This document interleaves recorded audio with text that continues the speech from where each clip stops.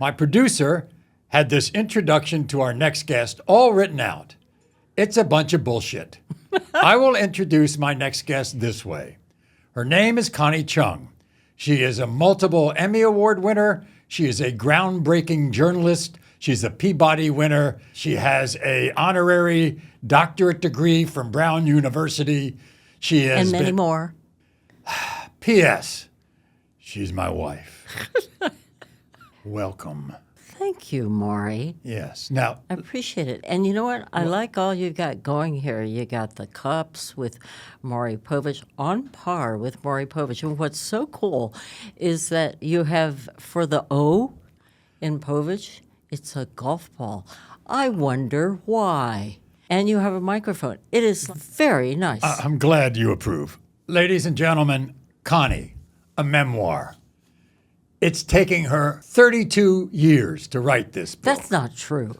Anyway. About a decade. So she's writing this book for years, and she has fits and starts and who knows what, and she's mad, and she's frustrated and angry, and she looks at me and I say, look. Just get it down. Get it down. Get it down on paper. And have you gotten your parents out of China yet? Well, they don't get the line until you tell them that I wasn't born until my parents came to the United States. Well, we know that you're Chinese, and we know your parents are from but China, they don't know and that's that the I wasn't- beginning of the story. But they don't know that my parents were born in China. They had 10 children, and I was the 10th, the only one born in the United States. So that's why Maury would always tweak me with, have you gotten your parents out of China yet? So, because I was working on the book for maybe 5 years, and he just It is had a no faith that I New would York finish it. Times bestseller. Yeah. I say that with great pride. Oh, well, and many more. Los Angeles Times and yeah. And by the way, here's a lot the of thing. others. Yeah.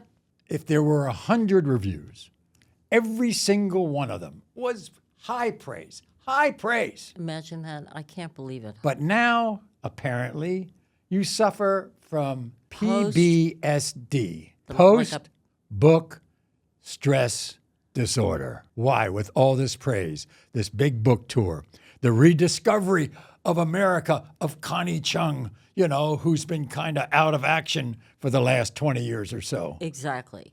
And I decided that after all this hoopla and talking about myself, it was a little too self-aggrandizing for me. I was actually much happier those 20 years when I was depressed. Yeah, and I had to watch it. Yeah, I want everybody out there to know that Maury was my rock. No. Yes, you were. No. You were. Rock meaning I just sat there. you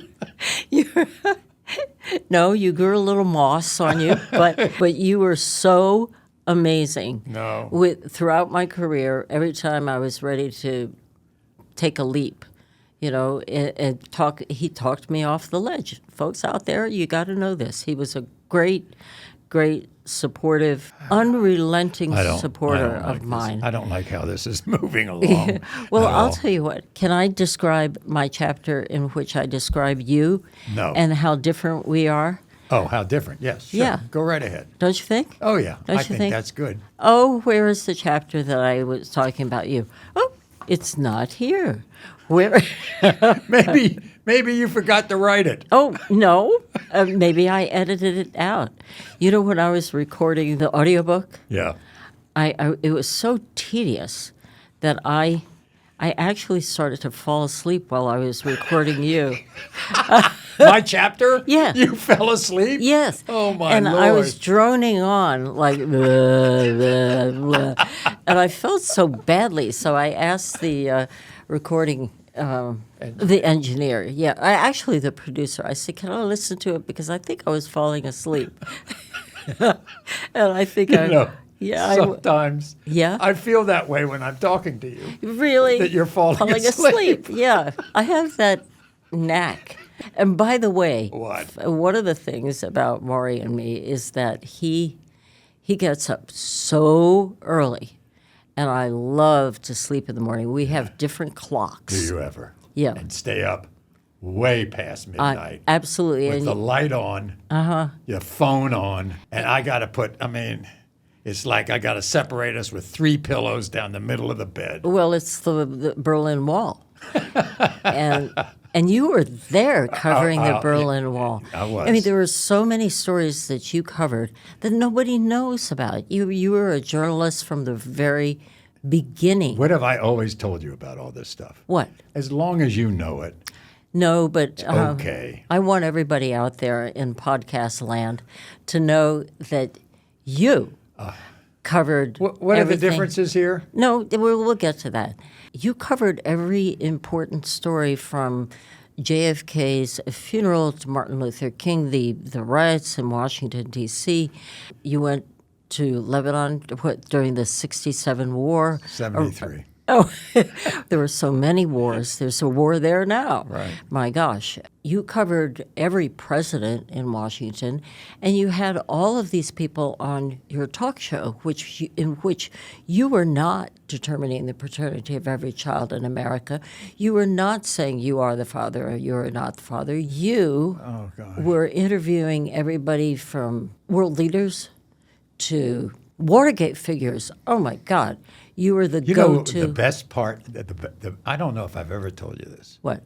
So during Watergate, all the writers, all the reporters used to congregate in Washington. They came from all over. Mm-hmm. Jimmy Breslin was there. I used to drink with Jimmy Breslin down in Georgetown. And so on my show one time, I bring on, of all people, Hunter S. Thompson. Oh, yeah. The great writer for the Rolling Stone, okay? Mm-hmm. He's the only guy who ever came on my show, the only person that I allowed to drink during the interview. Oh, my gosh. He had an entire 6-pack underneath his legs. And I'm telling you, he drained the 6-pack in a 15-minute interview. No. And nobody ever saw it. How come? Because he was that good at hiding the drink. Well, the camera wasn't looking at him then. He was able to look around, and when the red light was on somebody else, he was chugging a beer. Oh, my God. Well, you know, he was smoking dope on the campaign trail. With you? Yeah. In 72? No, not with me. No, I didn't. I know. Yeah, in When the boys on the bus. The boys on the bus. On the McGovern campaign. And he was, everybody told me that there was... This is in 72. Yes. When it was highly illegal to even puff. And I was so naive. Yeah. I didn't Did you even take know. one? No, I This is from a person even know. who has an entire marijuana strain named after her. I know. Shame on me. You know what, though? The Connie Chung marijuana strain. Yes. Weed. I'm easy to grow. Is that what it says? Yes, and I'm low maintenance. No, you're not. Yes, I am. Oh, no, you're not. Yeah, and I create a very nice scent. Always. Thank you. And you know what? You can get a 5-pack pre-roll for only $22. Doesn't that Now sound you're like a hustling bargain? marijuana on my podcast. No, but Maury, I don't get a cut. Whoever created get a this, cut? No, whoever created this never asked me. Can you imagine? Okay, Maury, this is what I wrote in my book. You're a rule breaker, and I'm a rule maker. True? Kind of. He's fine with a mess. I'm obsessively, compulsively neat. Very true. He won't do any chores unless I ask. I love to organize and tidy up. I call them choregasms. Yeah, and I don't like to do any of them. Yes, but you do help Except sometimes. What? when it comes to golf. Oh, you're very neat. His bag. Cleaning my clubs. Oh, clean your clubs. Got all the balls in a certain position. In the pocket, I got my glove over here. I got the tees over there. tees over there. It's really kind of crazy. I noticed you. But I'm a sock thrower. Yes, you're a mess. You're a mess at home. I multitask. You don't know how. No. I want to discuss. You're always into avoidance. Correct. After It's the best way to live. Well, but, How often do you wake up in the night? 1 million times. Right. You know why? Why? Because of what you just read. What? That I want to discuss? Yeah. And that you're into avoidance? Yes. Oh, you close your eyes and go to sleep. Correct. But if we're having a fight after you want to make If we have a fight, a discussion, any of that stuff, when the head hits the pillow, boom, it's over. Wrongo, salongo. When I get up in the morning, I'm not done. So we have to discuss more. Okay? You will take food into the bedroom. There are crumbs. I can't stand it. I don't do anything of the sort. Boy. You won't ask for directions. No. It's You want ridiculous. to tell the story now about Matthew, our son? It's the best. I'll tell the story. No, I tell it. Okay, you go I tell ahead. it better. Okay. You really do? Yeah. You think you tell it better? I think do. you do too. Okay. Go ahead. Okay, Maury and I were having dinner with Matthew and his fiancée, Hunter, and Maurice, and I said, what was your first memory to our son, Matthew? He's almost 30 now. I said, what was your first memory? And he said, Dad and you and I were driving to New Jersey. And I was in the back in my car seat, and I say to myself, he's probably only like 4. Yeah. I was in the car seat. Maury lets loose with a bunch of F-bombs, and I look Trying over. to get through the tunnel. It It was the tunnel. It's the Lincoln Tunnel. Anybody trying to go to New Jersey from New York in rush hour on a Friday afternoon, just try to do it without an F-bomb. I think I've done it many times without Yeah, F-bombs. you but also in the wrong lane. You also been in the wrong lane. I was one time. You were in the red light lane. And Matthew The red said, light "Red light, lane." Mom." So anyhow, So then he's in the car seat. he's in the car seat. I'm You're throwing letting off. F-bombs. Yes. And I said, Maury, don't do that, in front of Matthew. And you said, if you'll forgive my French, he's never fucking going to remember it. And that's what he remembered, his first memory. Isn't that the best story ever? Yeah, it's better that you told it. That I told it? Yeah. Why? Because you wanted me to say the F word No, on your I would- podcast? No, I would have obviously elaborated and you would have gone nuts. Because every time I tell the story of anything, you think I elaborate. Well, you make up stuff. You make up things that you wish happened and they didn't happen. Let me tell It's you just, about it's making just up like stuff. It's just like your father That- who said that. Okay, go ahead. I'll tell this story. You tell that one. Okay. So my father, as everybody might know by now, was the great sports writer for the Washington Post for 75 years. So one time at a ball game, this is in the early 1960s or late 50s, and I was there because I was assisting with the broadcaster of the baseball team. And my father was writing a column, and the New York Yankees were in town. And my father came to the dugout, and I'm sat next to him, and he's interviewing Casey Stengel. And if anybody knows the history of Casey Stengel, he always kind of wandered and meandered around and never knew what he was talking about and everything. The manager of the Yankees. Manager, the Hall of Fame manager. So the next day, my father's column starts with a quote, and 800 words later ends with a quote, and it's just Casey Stengel talking. So I read the column, and my father's there, and I said, Dad, I want to tell you, I just read that column. Casey Stengel didn't say half of the things that you put in that column. And he said he should have. Dramatic license. Loved it. I love your father. He was really a wonderful, wonderful Oh, person. boy, really? Yes. He was so tough. Yeah. He was really tough for Oh, me. well, on me. you were tough on them, your parents. Well, right? You one were time- incorrigible. Yeah. You So were- one time, I was working in Philadelphia and doing a talk show called People Are Talking. And so we had fathers and sons on the show. And Joe Frazier was there with his son Marvis. And my father came on. And so I said, well, Dad, this is on air. I said, Dad, I was the middle child. And my older brother David, my younger sister Lynn, and I was the middle child. And I suffer from the middle child syndrome. I know I know you don't know anything about that. And he goes, oh, yeah, I know all about the middle child syndrome, son. And quite frankly, you exploited it. You had a lot On of, air. Oh, On air, he said that. well, you know, You know, another time on air? wasn't he probably correct? You know what he said also on air? What?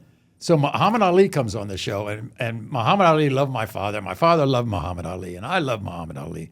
And in just being so stupid, I asked Ali this question. It was a stereotype question. I said, well, you know, champ, you're not going to end up like some other guy who we know who ended up shining shoes in Miami.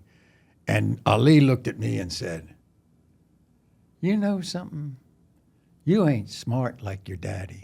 How dare you say that I'm going to be a stereotype? Oh, How dare you make me a said that. stereotype? Oh, yeah. He says, you're not smart like your daddy. And there's a great picture of The you, three of us, yeah. laughing. Laughing. Because Muhammad Ali was amazing. He would He was come up so with the, good, so funny. And he knew that we shared a birthday. Yeah, oh And yeah. he knew that, and his wife knew that, and we had lots of fun together in memory of that. Maury, I have a question for you. Why? Huh? Why? Well, I think it's an important question, and I think you're always very, you have a lot of wisdom that people don't. Really? Yeah, yeah. Jeez. You I'm a used dumb cluck, too, sometimes. Well, yeah, okay. You started in the news business back in what year was it? 62. 62. Okay, and you covered every important story, Yeah, so.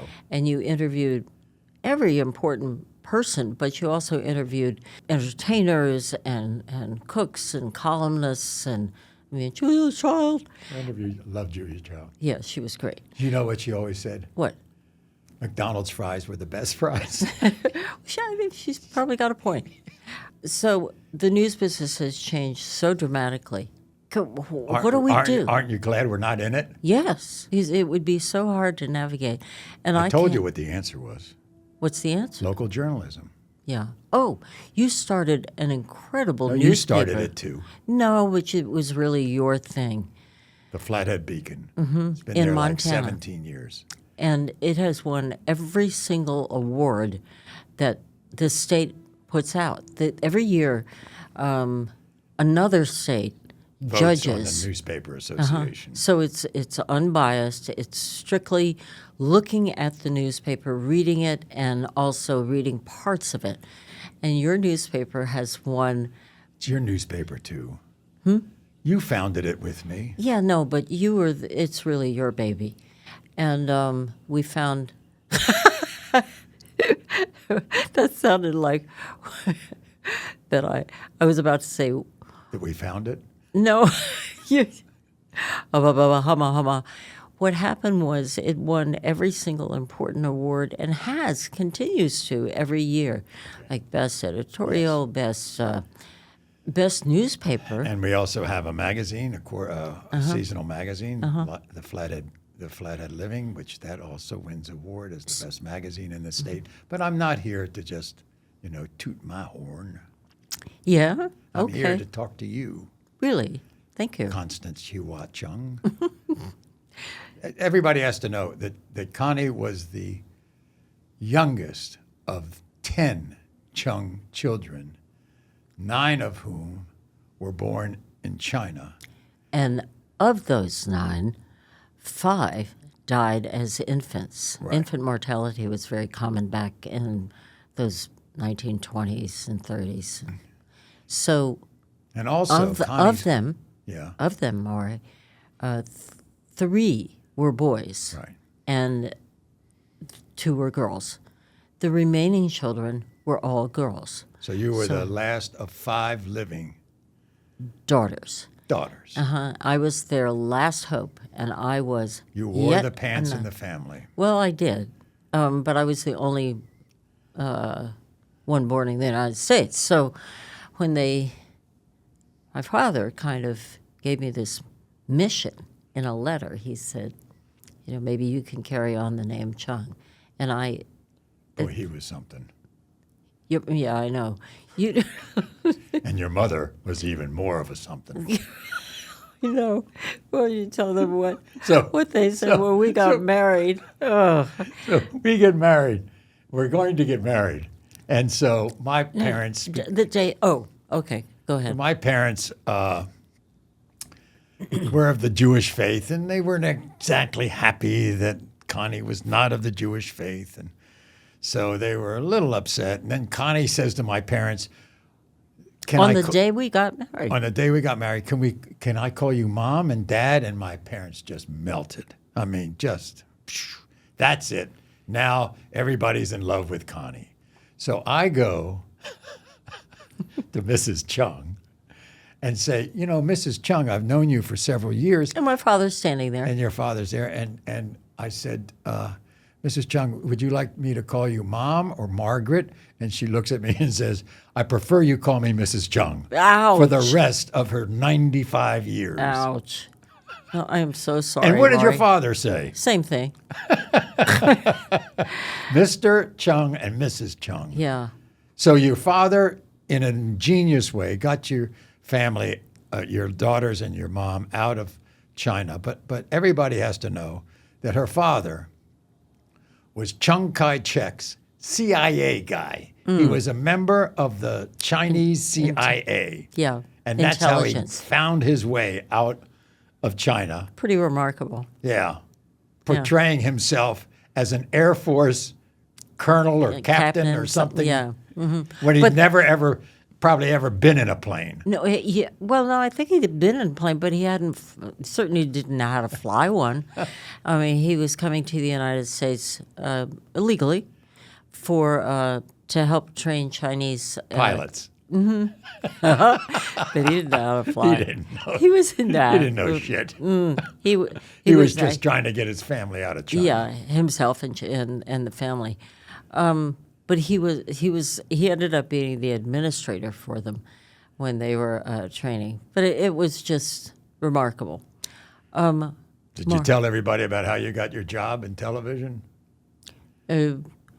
Well, I think the one that is really significant was I happened to have a local news job, and I was covering unsanitary conditions in Washington, D.C. I think this one is more significant. I'm talking about how you got your first job in television. Oh, well. At my station, at Channel 5, you were hired as like a copy girl, copy boy, whatever. And then I was hired as a secretary, which is what they gave women back in 1969. Mike Buchanan was the news director. He was a great reporter later on, just great crime reporter. Anyway, you want the job. And Mike says, no, you can't have a job because a job opens up for the weekends or something, a weekend writing job.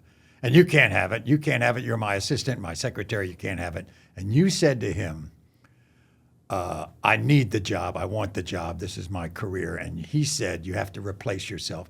You walked out of the newsroom, up the stairs, across the street, into the local bank, looked at the first woman teller and said, you want to be in TV? You want to be a star? You want to be a star? Come with me. She got the job. Got the job, and you got your first big job. Yeah, as a writer. Yeah, and then you were a very good reporter. You became a reporter there, and then now tell the story about how CBS came into my life. The creme de la creme, the Tiffany Network. I was covering a story in Washington about unsanitary conditions at a local restaurant that was quite Tony. It was Le Provençal, a French restaurant. Frenchy. Very Frenchy. And it was a really wonderful French restaurant. And the bureau chief, the Washington bureau chief of CBS, happened to be lunching there. I barged into the restaurant with a camera crew, rolling just the way Mike Wallace would do, because they were cited for unsanitary conditions. And so I demanded to see the owner and have him explain. And he was watching this from the table. That's right. And he looked at me and said, wow. And he gave me his card and he said, call me. How long did it take for you to call him? Well, I figured he'd be back at his desk in about 20 minutes. So I was looking up, tick, tick, tick, 20 minutes. And I called him and I got the job as a Washington correspondent, a Along reporter. with Leslie Stahl. And Michelle Clark and Sylvia Chase. And but only in the Washington Bureau was Leslie Stahl. And I found myself among what I call a sea of men, mostly white. Not that there's anything wrong with it. I'm married to one. And Really? yeah. I thought you thought I might be Chinese. Sometimes I do, because you can handle chopsticks like a Chinese person can. You're amazing. And you can say a few words in Chinese, but I can say more words in Yiddish Yes, you than can. you can say in Chinese. Yeah. You even use malaprops. Yes, I'm guilty of Yiddish malapropisms, but I'm much better now. I think I've got it down. You do? I do. I do. What I can't do is... podcast audience out there, I can't hear anymore. And Maury and I are, he hears everything.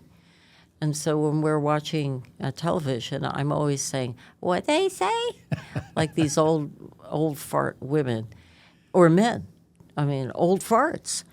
And what happens is, there was a few times when we really were engaging in malapropisms, I would say, getting things all wrong.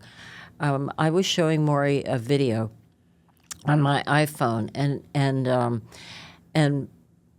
it was so poignant. I really wanted him to see it. Right at that moment, we were a waiter brought us French fries, and you ate a French fry while you were watching the video, and you said, major fries. And I said, yeah, it made me cry too. Isn't that ridiculous? You know, I don't know how many people out there have hearing problems, but for those of you who don't, and you're around somebody who does, It's very annoying. it's so bad. I'm sorry. I mean, what? What? Yeah. And then you raise your voice, and then you say, "Why are you raising your voice at me?" Well, yes, you're shouting. Why are you shouting at me? You know, Maury has a huge voice. I mean, I'm not the only one who says that. It was your mother who said it. What'd she say? First, she said your mother was born, as you know, but not everybody else does, in Washington, D.C. In She Washington, wasn't D.C. born there, but she came there when she was right. 2. She was born in Poland. Right. And But she grew up in Washington. And people don't know this, but Washington back then was a very southern town. Yeah. And it was southern whites and southern blacks, and they all lived in Washington. Blacks came because they could. It was the first job they could get, you know, in the federal government.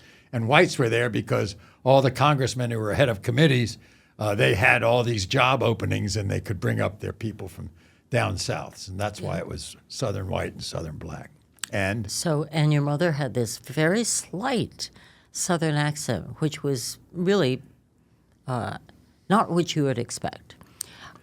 She would say, Connie, she'd say, Connie, don't ever sit next to Maury when you're having a meal because he talks so loud.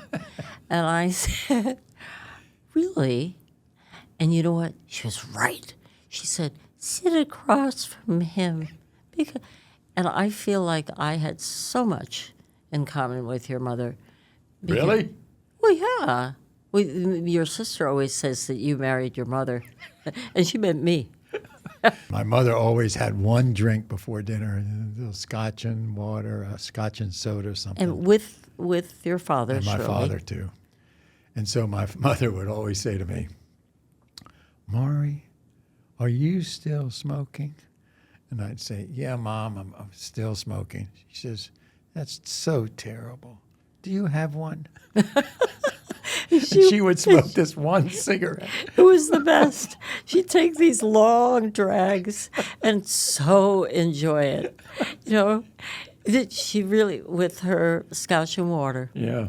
And but your father quit. No, he was still. He quit smoking. Before you knew him. Mm-hmm. One time, I think at a NFL championship game, I think in the 1950s, we got a call from Dave Brady, and who was the covering the football team at the time, and he said that your father had to go to the hospital. He fainted after the second half, during the second half.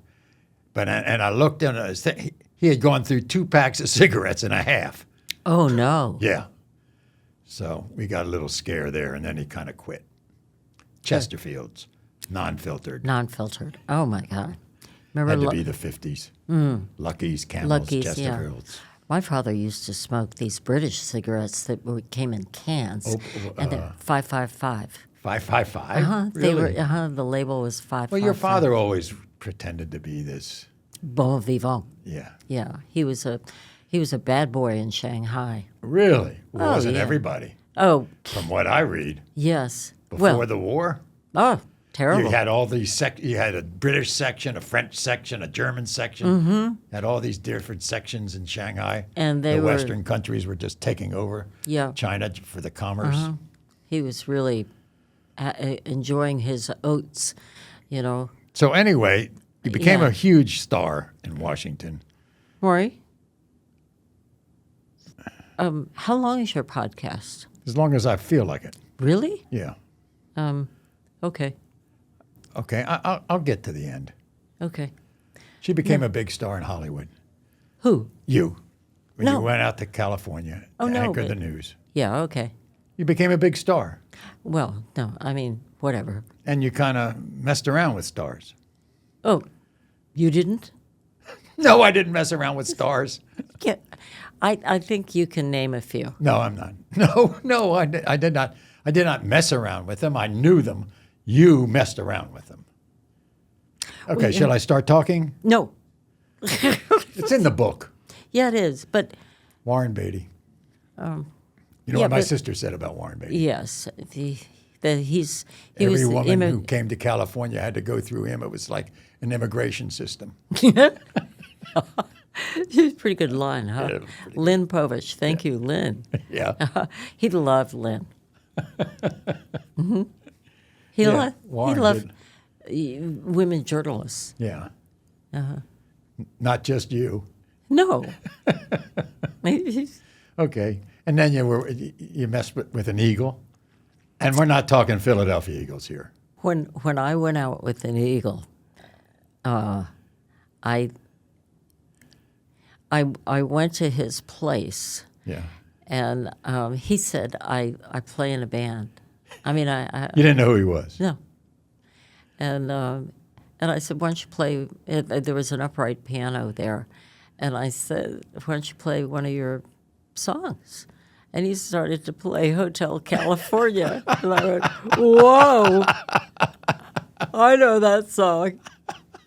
And then I called you because you were living in Philadelphia at the time, and I said, hey, I went out with an eagle.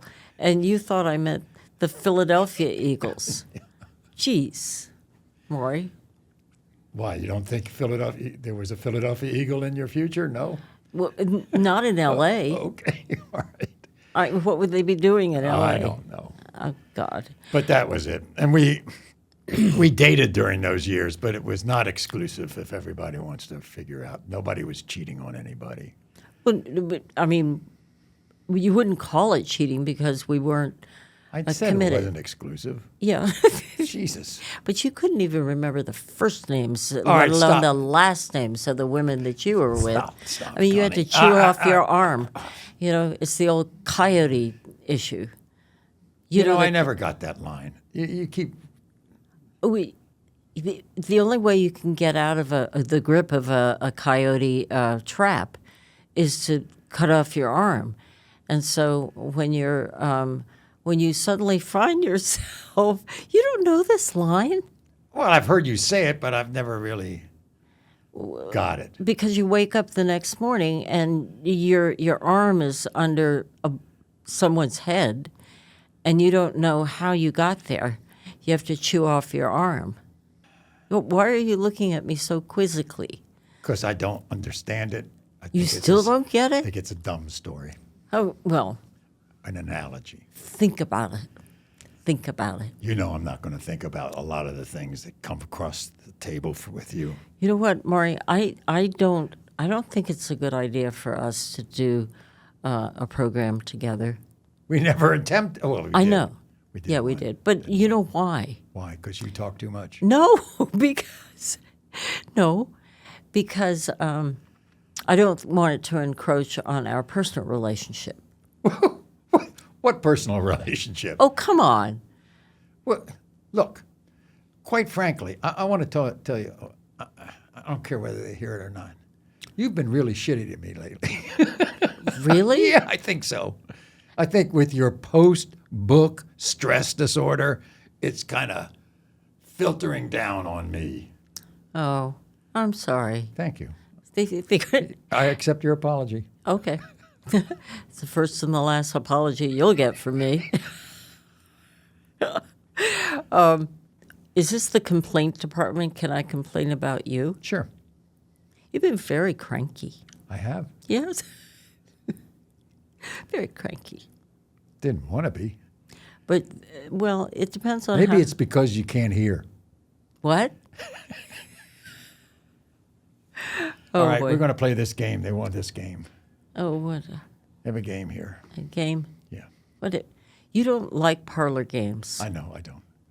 So did Holly put you up to this, Yes, your the producer? Yeah, Holly, okay. We're going to pull out, we don't know what's in here. Yeah. We're going to pull out something and you're going to answer it. Okay.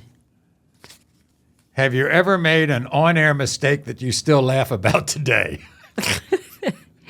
They were testing out these big, clunky robotic cameras, and they were not to try and save money. They were trying to Get rid of the cameramen. Yeah, it was terrible. The camera started taking off, and it started moving this way, and I could tell it was going this way, and here I was, half of me was on camera, so I moved over, and it kept moving, and I kept moving, and there were wheels on my chair, but it was on a platform, and I knew I would go, boom, through, So you got to the end of the platform and stopped. yeah, but fortunately, the RoboCam went, and it stopped.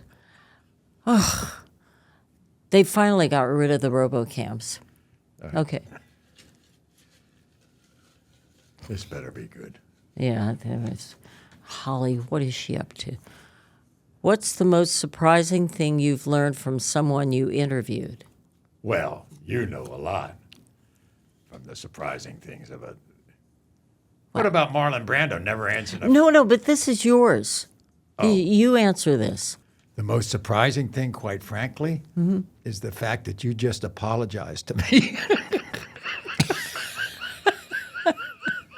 Well, that's For being a shitty person lately.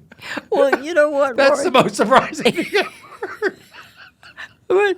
You know what? This is not real. This is. What do you mean? This is a podcast. Come on. Hey, this is the only thing I've got. All right. I'll do one more. I'm getting out of here. What's a story that you covered that you'll never forget? Oh, come on. I mean, there are so many with you, No. but you've never shared with anybody. Oh. Okay, that's good. Oh, wonk, wonk, wonk, wonk, wonk. Some of the Brando stuff? No. Well, you know what, Maury? If I can't share it, I'm not telling you. Why not? Because it's my secret. Talking about secrets, this is a great line. The great editor Ben Bradley was a good friend of my father's at the Washington Post. And you know about Ben Bradley, Watergate, all the president's men and everything else. And so my father always said, Bradley's idea of a secret, his definition of secret, is that he only tells one person at a time. That's what you do. So You can't keep a wait a secret. second. So I was at the Post one day, and I was announcing something in front of everybody, including Ben, and I told everyone the story about my father, saying about Ben how he only tells his definition of a secret is telling one person at a time. And Bradley turns to me and said, "You fuckhead, have you ever heard about deep throat? You think I can keep a secret?" And he did. Yeah, he did. He kept that secret. Oh, boy, did he dump on me. Oh, my gosh. How do you get yourself into those things? I don't know. Just my nature. I guess so. You know, I think your father was right. One more. One more? Oh, well, I'll do it. Oh, okay. Okay. Okay.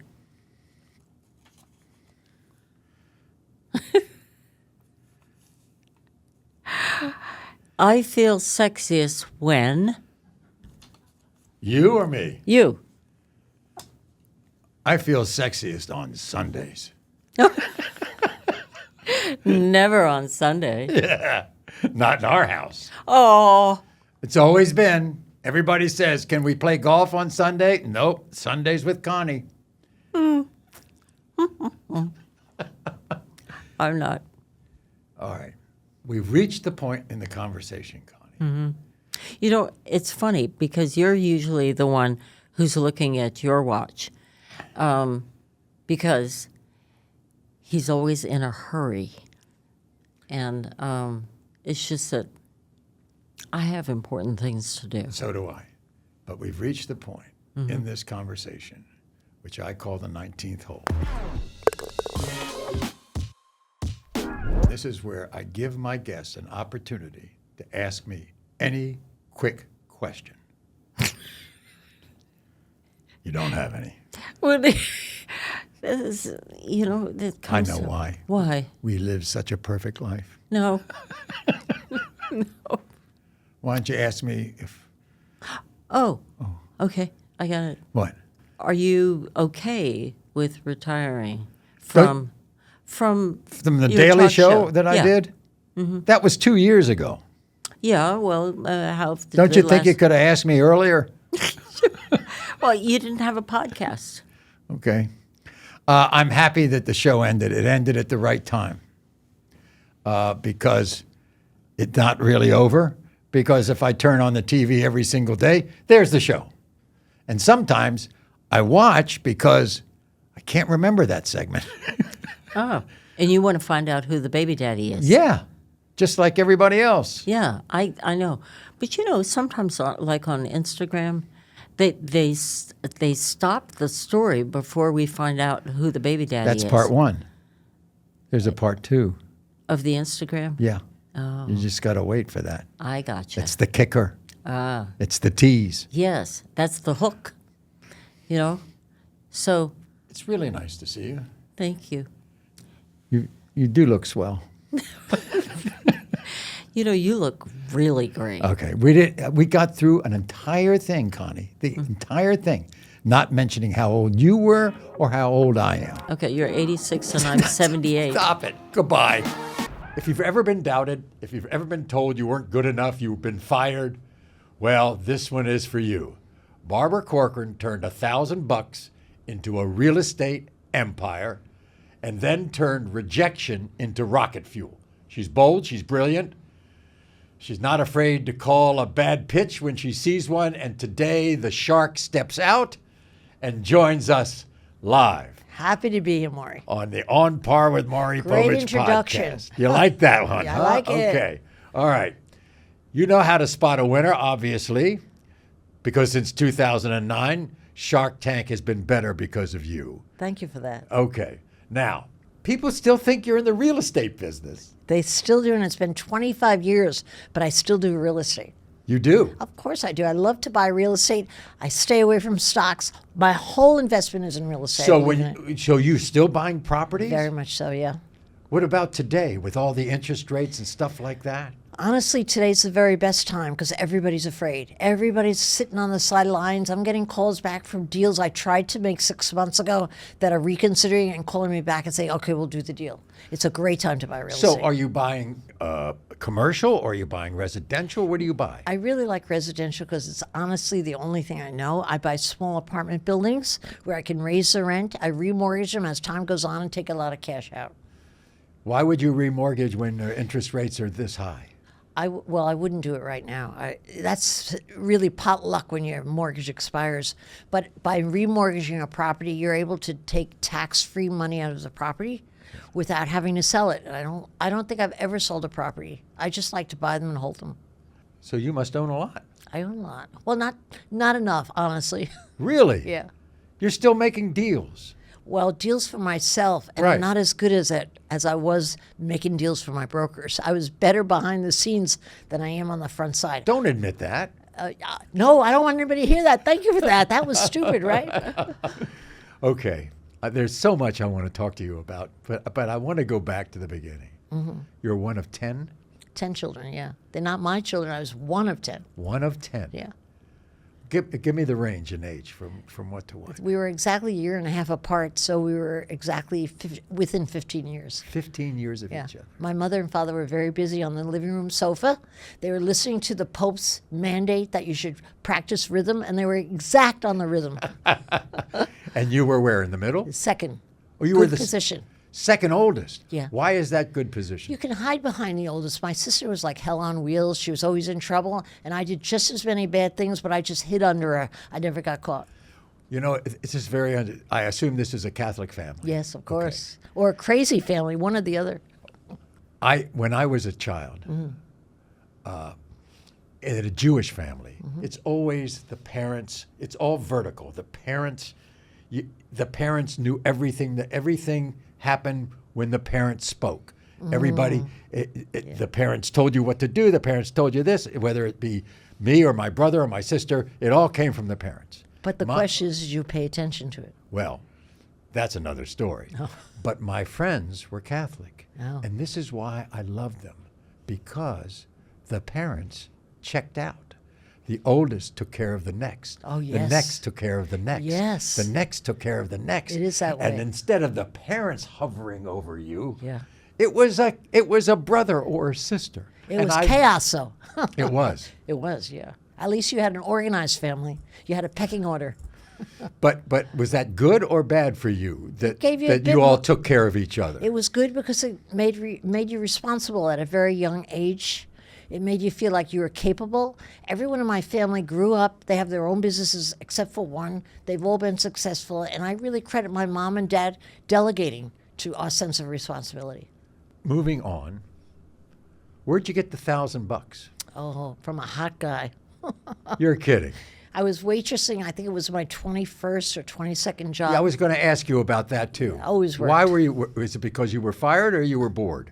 No, I was working for the money. I needed the money for college. I needed the money to help the family. 22 jobs? I had 22 jobs or 23 by the time I was 22, definitely. But that was the most important job because I was a diner waitress. And lucky for me, I was there one night when Ramon Simone walked in a jet black hair, dark sunglasses. He had a real suit on. I had never seen a man in a suit. And I looked at him. I knew I'd be losing my virginity within the month. I just knew it. And I did, by the way. But when I took him home to meet my family, my parents, they hated him on contact. They just hated him. They didn't understand what I was doing with this older man. I knew what I was about to How do much with this. older? 10 years older. But he gave me the $1,000 to start a real estate company. And where would I have gotten $1,000? How could I have saved $1,000? It was my big lucky break in life. And he was your partner. He became my partner and he became my boyfriend. Yes. And we raised his 3 children together for 7 years until the day he walked home and he said, "I'm marrying your secretary." I said, "Tina, that bitch?" Why are you just going over that so fast? Because it's such old history. Like, I'm tired of telling the story. Okay, I won't then ask about it anymore. Okay. My But I Lord. walked out the door, thank God, and I started the Corcoran Group. I started the Corcoran Group, thank God. On your own? Yes. You without- kind of split it up, didn't you? We split it up initially we took the old business and divided it up by salespeople. And my half of the kids, or the children, or no, my salespeople, I thought of them as my kids, the 7 of them became the beginning of the Corcoran Group. Yeah. You start the Corcoran Group. You go through salespeople a lot, don't you? Yes, I do, Why? but I should. Why? I couldn't afford to keep a salesperson who wasn't producing. A salesperson, people think, well, they're on a commission basis. They don't cost anything yet. They cost you accounting costs. They cost you desk space, phone costs, taxi costs. I was very aware of my expenses, and if I had a salesman who wasn't producing, I just couldn't afford to keep them, or I couldn't hire another salesperson. Was it easy to fire?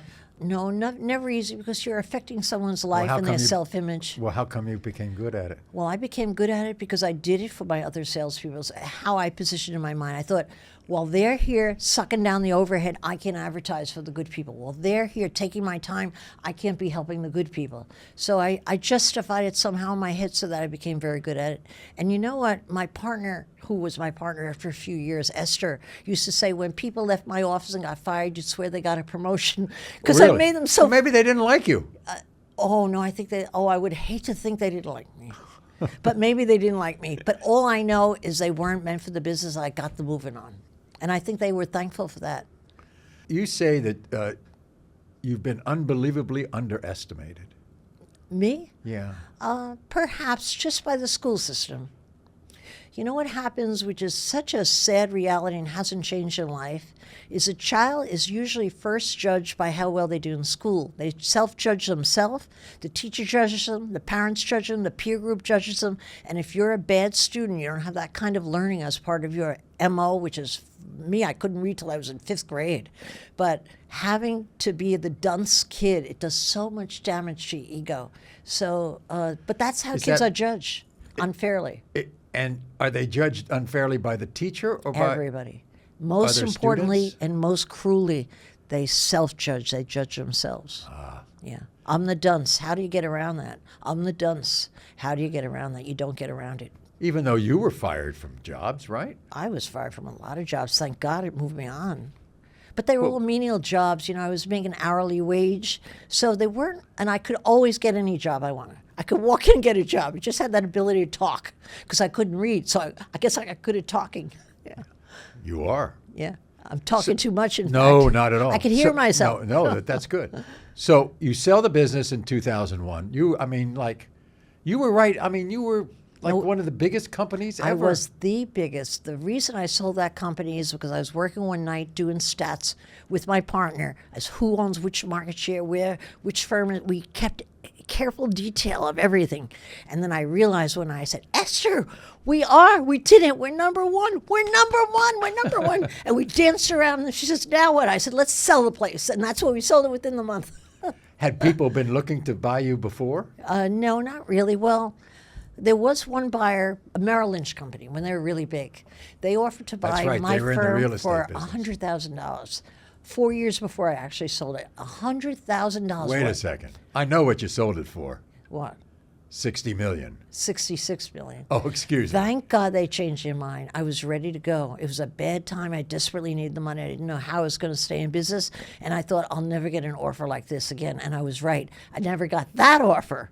But I got an offer 4 years hence of $66 million. Thank God I didn't sell it. Thank God. A lot of money, 2001. Yeah, big difference. Yeah, it was a lot of money. But I spend a lot. Really? I sure do, yeah. You don't spend much on wine.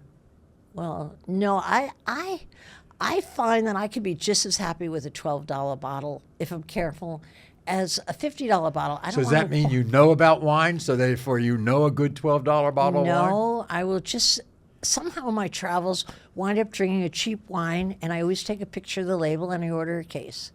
I think I've spent as much as $16 on a good not a good red wine, but a red wine. But after that, I think, how good could it really be? I don't want to learn how good it could be. Did Shark Tank come to you, or did you go to Shark Tank? Yeah, I got a call out of the They blue. called you? They called me. I was working at the Today Show on Friday mornings. Oh, you were. That's right. That's you were on the Today my Show for entree years. to the TV business, yeah. And then I accepted it right away. I didn't read the contract. I mailed it right back, Federal Express, which was what we used then. And they called me 2 days before I was going to LA and say, I'm sorry, we've changed our mind. I thought I had the deal. You know, I'm a deal maker. I thought I had the deal. I signed right away. They said, we didn't sign it. And I said, that's right, you didn't. So I suggested to Mark Burnett, who was a famous producer who I didn't know was famous at the time by text, that I invite both women out to compete for the spot, because every time I had a rejection in my life, it was actually a success. I turned every rejection. And I said, I consider you, Mr. Burnett, my lucky charm. I'll come out there and I'll compete. What's fair is fair. And what's fair, I got the spot. Yeah. And That's so- all that counts in the And end. the originals were you. I'm not going to tell you who the originals were. You probably wouldn't know the lady anyway, but I would never do that to someone. It would be, Okay. who wants to be labeled as loser? All right. I'm good at it, but not everybody is. Okay. And your original castmates were? We're all the same castmates. Mark wasn't there Mark at was- first. was we had there? a different Mark. Oh, no, we had a different Kevin. We have Kevin O'Leary, who's Mr. Wonderful, proclaimed. We had Damon, we had Robert, and we had Lori wasn't there yet, and Mark wasn't there. They came later. Yeah. Mark was such an improvement in that show. When Mark walked in with the fame he had, What with does the he, what billions does he have had, that you're impressed with? oh, you know why? What you see is what you get. There's not a phony bone in that man's body. He's like as regular as a butcher on the corner. Everything he says he means. He never says Cuban. anything extra. What? Mark Cuban. Mark Cuban. Oh, you'd fall in love with him. Every woman in America is in love with him, and every guy wants to be him, and I'm one of those girls. I would marry him tomorrow, but his wife said definitely not. You think he's upset that he sold the majority of the team? Not at all. No, he's a wheeler dealer. He's a good businessman. I mean, his few billions when he started the show have turned into tens of billions. He's got to, come on, he's on Easy Street. Definitely. So, what was the first business that you invested in on Shark Tank that made any kind of money? Oh, that was many years into Shark Tank. I think I lost money. Really? For the first maybe 4 to 5 years. You lost money. Yeah, because I was sitting there asking questions when I could get a word in about their business, trying to analyze their business. What do I know about the plumbing business? What do I know about the balloon business? It was like ridiculous that I would even ask, but there I was asking serious questions and making my judgment. And then one day it hit me. It wasn't about the businesses. It was about judging the people. If I picked a winner, a person who was a winner, they were going to make a success. And it has never failed me. If I pick the wrong person, they never make a success of it. And Can't say success And you today. can decide on a person with an interview? You can, but you have to realize you have an hour and a half to do that Oh, assessment. that's right. Everybody realizes it's broken. It's just pushed down to like 8 or 10 minutes. You see like that at home, but we have a lot of time to ask all we want. And you can tell about somebody in an hour and a half. Do you know, the reason I did very well in the real estate business was not because I ever understood real estate truly. I now know it, but I didn't know it then. The reason I did well in real estate is I was extremely accurate in sizing someone up and hiring someone. And I was extremely challenged by bringing out the best in the person. I felt I could, like my mother did with us. I knew I could bring out the best. And on Shark Tank, once I shifted my gaze from the business, off the business, to the individual, I could size them up pretty accurately. You have said something that I don't understand. You say failure is your best friend. Oh, it is. Why? All the successful people I talk to, they love to talk about their failures. Well, it's good copy, number one. You realize that, yeah. But you know what I think is at the root of it for me and for so many other people? When you get pushed down, it gives you momentum. It shouldn't. I mean, if you're the type of person that gets pushed down and you stay down, that doesn't do a thing for you but make you feel badly or bruise your ego even more. But when you get pushed down, when you've got a big ego, you're insulted, personally insulted, and you want to come fighting back. So now all of a sudden you have a momentum to bounce off of. It's like a ball hitting the floor. You bounce higher. And that's what helps successful people. Insult, rejection, whatever is in the bad category that most people don't want to deal with. Successful people realize, here's my opportunity. I grew up just absolutely fearing failure. Fearing it. I think that's normal, maybe. Okay. So, especially in the television business. for Oh, instance. terrible business. Scared to death to be fired, right? Terrible to go into. You're nuts. So now Yeah. I've figured it out what you're really scared about. What are you afraid of, really? The feeling you will have when it happens. Because of what? About yourself or your neighbors, your parents, your Yourself, your parents, your Public self, yes. you know, your feelings about yourself. But I felt that it wasn't the slip, the pink Yes. slip. It was how you would feel when you got it. And once I felt that and realized, hey, everything still works. You probably realized, Maury, as I did along the way, that nobody's watching and nobody gives a damn. And once you realize that, it's such a free thing, then all it is about a struggle with yourself. The rest of the people don't really count. Yeah, I mean, I just sat down and watched television from a couch for a couple of months and said, I think I'm as good as those people. Well, a lot of people wouldn't think that way. No? No, most people would justify the boss's image of yourself who just fired you. Most people, truly. Okay. Can you remember the first business on Shark Tank that you invested in that was a hit? A big hit or just a hit? Well, what's a big hit and what's a Big hit? hit is when you make over $1 million in my book. Okay, that's good. That would be Cousin's Maine Lobster. Two kids who had a business. Well, they weren't kids. They looked like kids to me. I remember thinking, do they shave yet? But there they were, two kids in California standing there saying they opened a lobster truck and they were making so many dollars a month. What I failed to ask them is how many months. They had been in business 1 month. But the number for the 1 month was so good, I thought this could be a franchise at those numbers. And I bought into them. I paid $50,000 for a third of their business. And I made millions of dollars on them because they're phenomenal. Sabin and Jim are fabulous entrepreneurs that would succeed at any business. But they happen to be in the lobster business. I have a personal story about lobster. I bet you do. So I have a daughter. Yeah. She's terrific. I have two daughters. They're both terrific. This particular daughter is a graduate of the Harvard Law School, Wow. but she hated working in that all-male environment I don't blame of her. high-profile law firms in New York, A right? lot of arrogance. She and her husband go to Maine because my father was in Maine. Grew up in Maine. Great And place they to grow up. realized that there are no good lobsters in Brooklyn. Wow. So they go to Maine. They start truckloading lobsters down to Brooklyn.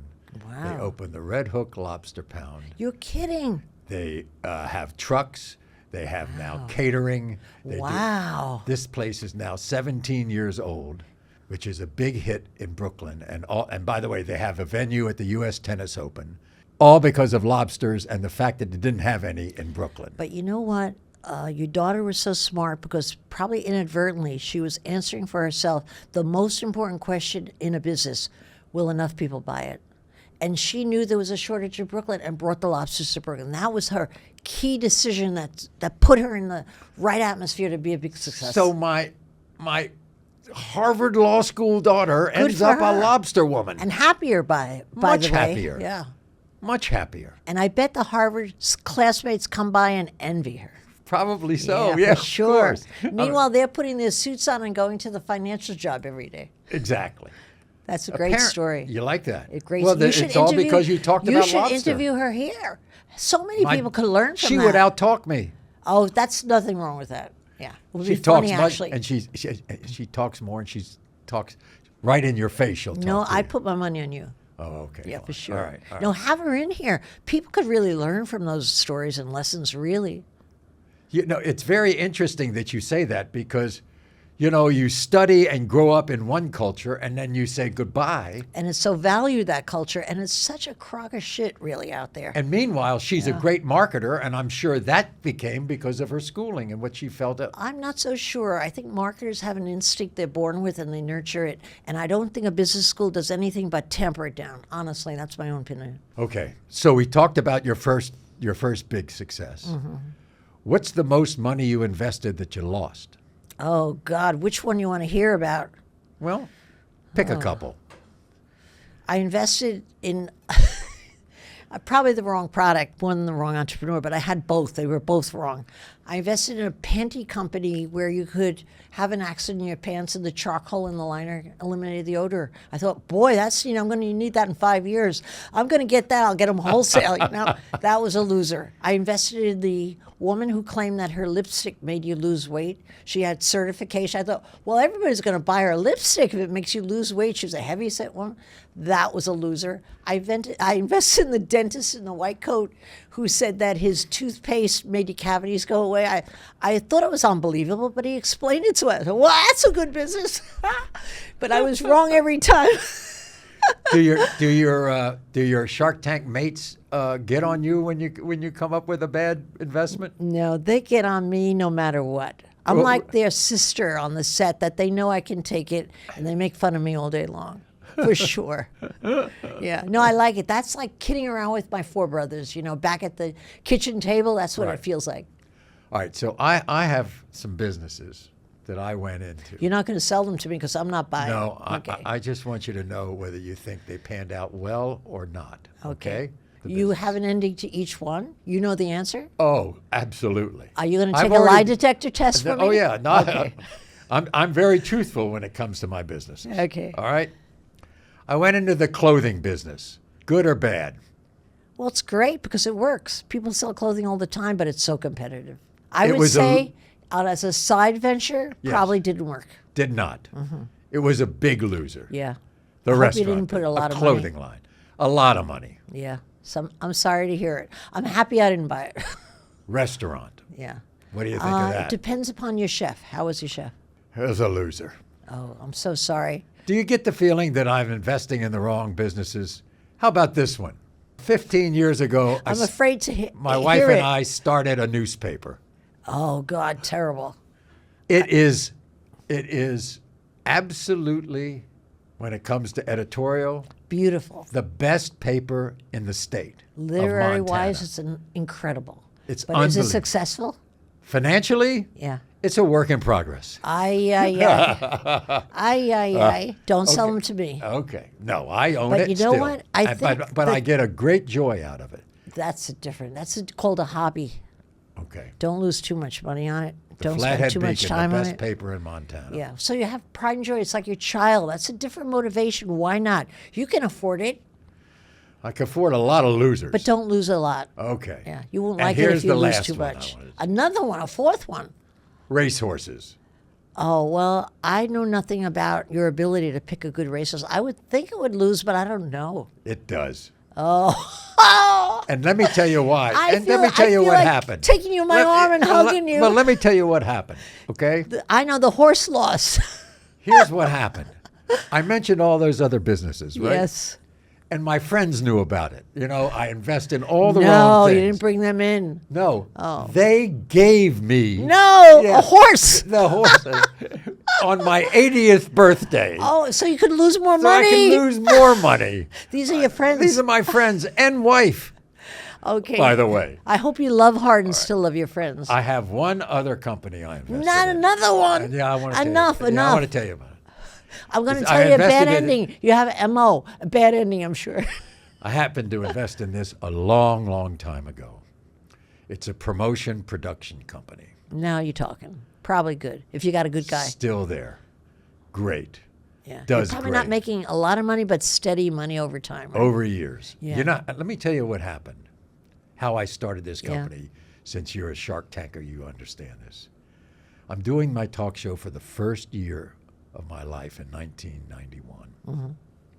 And you have topical promotions every day. What's on the next day? 30-second spots on the on television. The studio who had my show had outsourced the promotion to a company in Los Angeles when the show was in New York, and they would satellite the stuff every day. And I go, You mean the merchandise itself? no, the promotion of the Oh, the copy topical and all. promotion of Yes. for the show. Well, And that I should said, be easy by fax. yeah, you probably could in do those it all, days, yeah. but they're not in New York. They don't see that. They're not there. They don't have a feeling for the Yes, show. yes, Okay. right. So I said to them after the first year, I'm not doing this. I'm not. Wow. I'm not going to do this show Confident. anymore. I'm going to set up my own promotion company, and I'm going to do the promotions for the show. I'm going to set up my own company. I'm going to do promotions for other shows, and I will. You want me to do the Maury Povich show? I'm doing the promotion. You probably did that on the back of your great success, Correct. or they would have told you to take it a walk. Exactly. Yeah. If the show wasn't successful, they wouldn't have folded. Yes, sir. Whatever you want, sir. Yeah. And that was 31 years ago. Good for you. You deserve that success. That's the only business I was in Yeah, but you that know worked what? out. What else went into that? You know which why? Because it's my business. Yes, you knew it. Boy, how important that is, that you know your business. But also you had the confidence to speak up for yourself. That's a big part of it too, you know.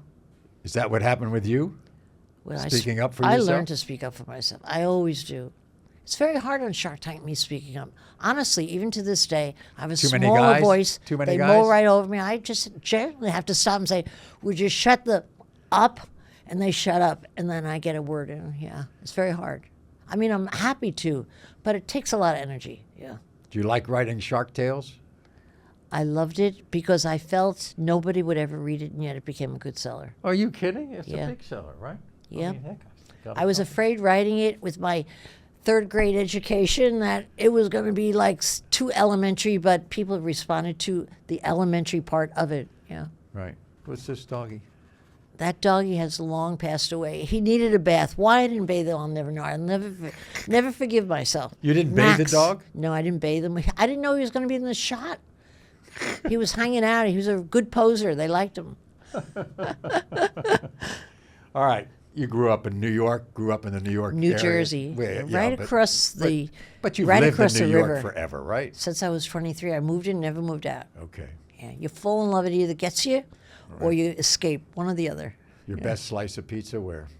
I'm good with any pizza. There's No. there's a place called Rizzo's on East 96 by my house, but they just recently closed down, so I don't really have a good place right now. What's the best neighborhood in the city? I've lived in them all.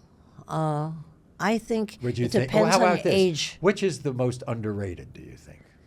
Well, I would have said all of downtown at one juncture in my life. Harlem, forget it. People have lost faith in it. I'd say the most appreciation in Manhattan, if you're asking that, is probably on the very Upper West Side, bordering on West Harlem. Right. What would be the craziest real estate story in your life? It happened in the Dakota, and the Dakota is like buying blue chip stock, in my mind. I was a young broker. I was 24. No one bought on the West Side.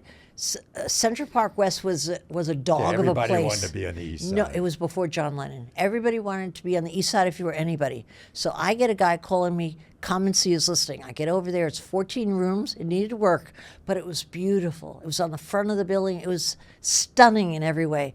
And even in my young eyes, I'd never seen anything near it. And I said, I would love to have you listing. He gave it to me. I said, what's the price? He said, nothing. I thought it was a joke. He said, but I'll pay you full 6% commission, but you've got to unload it. My maintenance is so high. I forget what the maintenance was. I guess if the high maintenance was $12,000 a year, that was like $20,000 a year. And he said, I can't sell the sucker. I've tried for years. Nobody will take over the maintenance. So I advertised free apartment at the Dakota in the New York Times ads over and over like, boy, am I lucky. I would it now." love to have seen that ad. Yeah. Oh, me too. I should have kept it. No one ever bid at it. No one even wanted to see it because it was the West Side. And the guy, I don't know what happened to the guy, but my listing expired and I you never had a lost it. sale. Wow. He wasn't very happy with me. I mean, you have to realize he gave me every advantage. In hindsight, as a decent marketer now, what I would have done is put a real price on it, and I would have made him pay for the maintenance for 5 years. Erase it for 5 years and people forget about it. That would have been the better deal, yeah. If I knew then what I know now. So getting around in the city, Yeah. what's your mode of travel? Usually taxis because they're very available where I live. And I love You don't saying do Uber or that stuff? I do Uber if I can find a taxi, but then they're long in coming. I find they run like. Do you know what? I like going to the street corner. I know this sounds silly, but I like going to the street corner and saying, taxi. Yeah, I do I it. feel cool. I feel New York cool. You know, I like that feeling. You know, my wife likes it so much that we Yeah? have a golden retriever she named Taxi. Really? Yes. But That's every the time name she of the shouts dog. taxi, a car stops. Well, that's it. And she's in Central Park all the time. Oh, my And so she God. hears taxis all the time. Oh taxi, my gosh. taxi. She What a thinks- great name for a New York dog. I know. Is he yellow? He's actually kind of brownish, orange brown, because he's a Western version of. Good. Of I a would get him a golden. little cap and put that little thing on his head. But guess what? Has a black and white collar. Does he really? Yeah, taxi collar. It was great. All right. So, when do Taxi. you feel at the most peace in your life?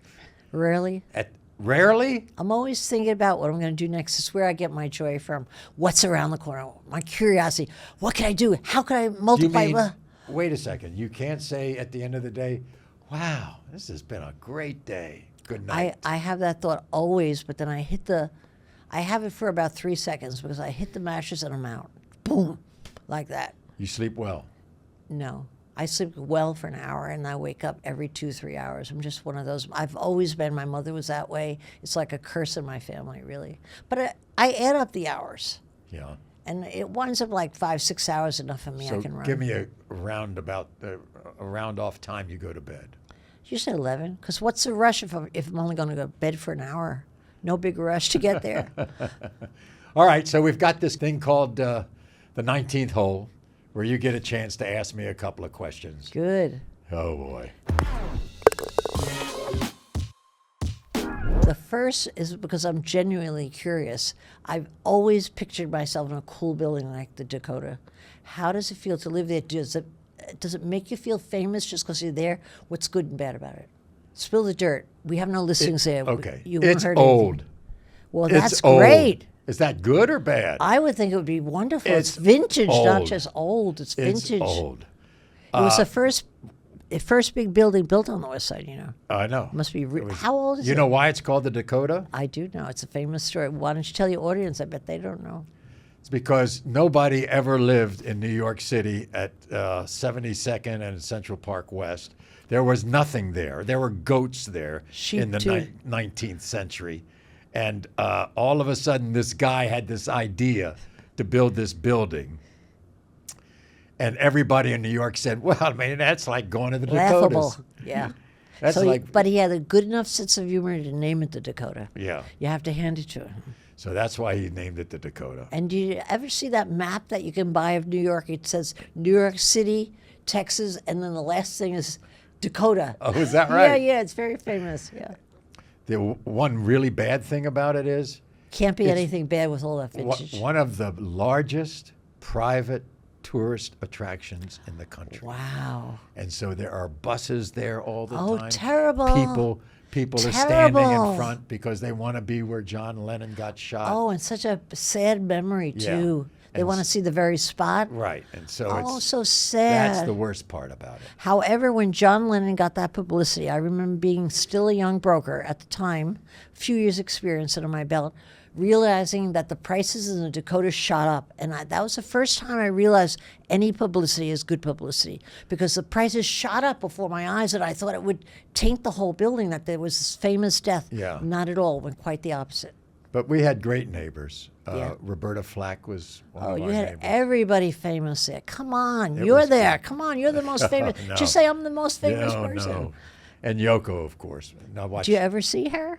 I used to see her all the time in the elevator, and we were invited same to her elevator place. bank? We're in the same bank. Wow, how cool. That's a bonus. And I saw Sean grow up. Oh, you did? Yeah, and it was great. I mean, and she was just marvelous, just the nicest person. And Now now, most- unfortunately, she's upstate because she's not. Yeah, feeling she's not well. there Yeah. anymore. I know. I read about that. You know, it's interesting. If I was at the Dakota, I wouldn't have memories of being entertained and having a good time at different restaurants. All my best memories would be at the Dakota. Like, why leave there? Yeah, Right? yeah. What else That's could like you really Stephen want? Birmingham's book, Life Yeah. at the Dakota. Oh, I don't even know that book. Oh yeah, it's a great book. Is it a tale of what he did there? Yeah, it's a tale Oh. of every the history of the Dakota. Wow, then I don't even have to ask you any questions. It's a bad question. Stephen Yeah. Birmingham wrote that book. Yeah. Okay. Anything else? Of course, I have a lot of questions, but Oh, boy. I know I only get 3. The second question I have is, why the hell would you come back to work? Really, if you think you have everything you want, you have the leisure you want, most people would think you were crazy, and most people would be right. You know, it's not that I've played enough golf. That's for sure. I love golf, but. My wife said to me she wanted me to show everybody that I can do something else besides the paternity test of every baby in America. What a great gimmick, my God. It was a good one, wasn't it? Yeah. And then, all of my journalistic career, I did for 30 years before the talk show, and so therefore, I'm relying on my experience and other things. The fact that I did interview shows all over the world, and that I fancy myself as a pretty good storyteller, and so why not do it? Because this is modern media right here. Yes, it is very much. So that's it. But you love the story, don't you? Of course. Yeah, I think that always came across that you were more engaged than your audience listening in. Absolutely. Yeah. That's the key. Yeah, the key is to curiosity. to be curious about people's stories. Yes. And that's what carried me through, because I believe that every story had its own unique Yes. features. And it did. Yeah. Remember the cotton ball story? That will never stay with me forever. Every time I use a cotton ball, I think of that scene with the lady running away from cotton balls. We used to do this phobia show, everybody, where people would come on because they were afraid of something. So this Really woman- afraid. Really Beyond afraid. She was afraid of cotton balls. She the was so good, feeling that lady, of skinny cotton lady, balls. yeah. So we dress up an intern with complete cotton balls all over his body. What a huge. Right? Bring him out, and the woman starts running around the audience. Sincerely in a panic. It wasn't fake. You In a could tell panic. it wasn't it wasn't fake. See, Yeah. you know that millions and remember it. millions of views Remember it. on YouTube and Instagram. You have that episode on YouTube? Oh, yeah. Oh, I'm going to watch it. Oh, 'Cause yeah. It's only my memory I remember yeah. now. Very good. Wow. All right. Oh, Well, you got one we more? have one more question. Okay. What was your first real estate you ever bought? First apartment or house or whatever? And what did you pay for it? And how'd you get the money? There, I got it all out there. It's a 3-part question. Okay. This is a classic thing. Suburban Washington, D.C., How boring. right? In a cul-de-sac, How boring. of course. The classic cul-de-sac house, right? How boring. Okay. Wait, Come on, juice it up it's here. My This is first TV. marriage. It's my first marriage. I bought it for $30,000. Wow. What year was that? This is probably, I'm going to guess, around 70? 1970, something like It's that. a lot of money. A big 1970. house. Nice house. Yeah, nice house. Sold it 7 years later when I left Washington, D.C. Now, let me take the story from there. I could help you on this because so far it's not that interesting. Of course. And so you came home one night and found your wife in bed with a man who was 30 years younger, and you said, I don't have a chance, so I'm getting out of here. What, did you dream this up? Yeah, I just dreamt it up now. yeah, So it makes for a better that story. wasn't the case. I moved to Chicago to work. Boring again. Yeah, okay. And guess what I sold it for? Maybe $31,000. You're kidding. That's about In right. the 70s, values were going up so fast. I'm Maybe surprised. it was 35, but it Really? wasn't. Well, 5. We bought you didn't a have lot any of stuff. money, really. I mean, we didn't have any money. Yeah, of course. I didn't have any money for years. I didn't have any money till I married my wife. You know and what? it was my wife's money. Really? Of And you course. didn't feel self-conscious about that at all, because most men would. I mean, look, I was so broke when I married my wife and my kids, and I was the support of my kids when they were in college. She had to put them through college for a couple of years. Yeah. Because I didn't have the money. That's how great she was. Definitely. All right. Definitely. That's it. On par with Maury Povich. That's it? I thought it was an hour show. We've been talking 15, 20 minutes. I got a great sense of time. 50 minutes. No, 15 or 20 minutes. We've been here 50 minutes. Well, it was exciting until that last story about your house. You didn't have to ask me about it. Well, you wanted to talk about it because you were ashamed. I never made money in my life on real estate, okay? Why didn't you start with that? I could have The ridiculed only you. chance I have to make money in real estate is at the Dakota. And the problem God. is I won't be around to see it. But your kids will happily spend the money. Happily. Oh boy. Follow us on Instagram at OnParPod And get him fast. He might not be around so for long. exclusive behind the scene moments with people like Barbara Corcoran. All right? Okay, and see all the full episodes on YouTube and any place you can find. Cotton ball I'm going to look for right away. You got it. Yeah. You're the best. I think you're Thanks right. so much. I think you're right. All right, Barbara. Bye. She's advised presidents, prime ministers. She's built brands. She's helped shape the global conversation around tech and culture and storytelling. But Maha Aboulenein's greatest power did it on her terms. How's that? By betting on herself over and over again. So today on Par, we talk reinvention, identity, and the rules of self-reliance. Welcome Maury, thank you so much for having me. In fact, we're going to talk a lot about the rules of self-reliance, Yes. which probably, is your moniker. You believe in that more than anything else. Yeah, I think it's the thing that helped me. Every time I got my back up against a wall, I couldn't rely on other people to help me. I actually realized that the answers were within me. And I wrote this book so I can help other people figure out, you know what? You can rely on yourself if you do a few things that are at your fingertips that everyone has access to. I'm going to get into that, the Okay. 7 rules and everything else, but I want to talk about you. Oh, You're Egyptian, I'm 100% Egyptian. and you grew up in Mankato, Minnesota. I grew up in a very small town in Minnesota where, everyone around me had, blonde hair and blue eyes and German and Swedish descent. And I was the only brown girl in my class. It was a very unique situation I grew up in, but I love Minnesota and I grew up and I had a great childhood there. And your father ended up going to Egypt. Yes. And so you went to Egypt. Yeah, so both of my parents got married, moved to the U.S. to go to school. My parents went to Ann Arbor, Michigan, and Your Illinois. father was the dean at and he was the Mankato dean State? my dad was the dean of the business school. And then after living in the U.S. for about 35 years, raising me and my sister, my parents decided it was time to go home. It was time to go back to Egypt. And I was 27 years old. And you didn't know the language? I don't speak Arabic. I don't have any friends. I don't have any network whatsoever in Egypt. It's like you moving to Egypt, Maury, right? You're just fresh off the boat. I land in Egypt and I'm like, I need to find a job. I need to figure out what I'm going to do with myself. I had a great job at General Mills, working in sports marketing, working for the IT brands, Wheaties, Cheerios. You thought that was going to be your future. Yeah, and I thought I was going to have this consumer products marketing career, and I moved to Egypt and I can't find a job. And I try to apply at P&G and Coca-Cola and Unilever, Pepsi, any American company that's in Cairo, so I can get the similar job I had to General Mills.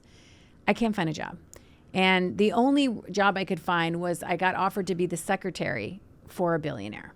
So like an office manager. An office manager was literally the And title. you thought, beneath me. I said, no way. I'm not doing that. That job's beneath me. I have a master's degree. I was working for this IT company.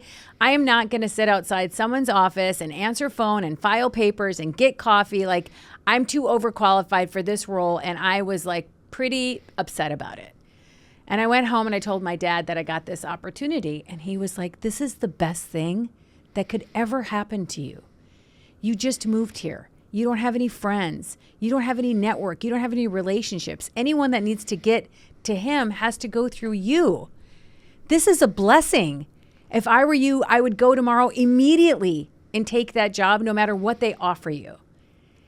And much to my chagrin, I went the next day and I accepted that job, and it changed my life forever. Stop right there. I led the same part of my life as you did. The exact I remember. same thing. I just get married. I'm right out of college. I want to get into television. I want to be on the air as a reporter Yep. so bad. That's all I wanted to do. Couldn't get a job. Nobody would. First of all, it was a catch-22. Back then, in order to be in TV, you had to be in radio. Yep. So I applied to radio. Yeah, but you can't have a job here unless you have experience. Yeah, but you got to do something. I get hired beneath me as an assistant to the publicity director Yeah. at a 5,000-watt radio station. Best thing that ever happened to me. Hung around the newsroom. The news director got pissed off because I was there all the time, but it wasn't my job. Finally said, if you're bothering us so much, we might as well make you a reporter. Put you to work. Same thing. Get in the door anyway. Get in the door anyways. And I sat outside his office and then I was like reading every piece of paper going in and out of his office. I was like, after 3 or 4 months, I was nagging him. Like, let me do something. Let me sit in the meeting and write notes. Let me come with you to this thing. I'll be just whatever I could do. And because I was such a nag, he's like, fine, I'll give you something to do that's outside of your job. Because I'm like, I need to do this job really well. I need to be a pleasure to work with. I need to network. I need to meet everybody coming in and out of his office. I wanted everyone to say, Maha's a pleasure to work with. We love her. Like, I wanted to build relationships, and that's where I learned how to network. So Yeah. The first rule of self-reliance is what we just talked about. Yeah, one of the rules of self-reliance is how to be a long-term player and build relationships. You have to know how to connect with people. I can't come to you, Maury, and say, oh, you've had an incredible career. You build a lifetime of relationships in your network. Can I borrow those? I want to teach people how to do that for themselves. Right. Because it's valuable to have your own relationships, your own network, that you rely on yourself to do it. So I don't have to farm out and ask other people for help. I had the same experience when I finally got to television after about 4 years in radio, and he became my patron, this general manager. He says, you look like you're more than interested in just, being a sports reporter or a talk show host. I said, I want to learn about this business. He said, okay, my door is open. I don't care whether I'm meeting with the sales department, the promotion department, the program department. I don't care if I'm talking to the president of the entire chain of stations. You can sit there and watch what I do if Yeah. you want to learn this business. And imagine how much the experience you got from that. From You just, have no idea. it's eye-opening. As I went on to be successful at big shows at Fox and at Universal, I was the only talent that they would take me on sales calls because I knew all kinds of parts of the business. You knew the process. I mean, for me, also, I got to sit outside the chairman's office.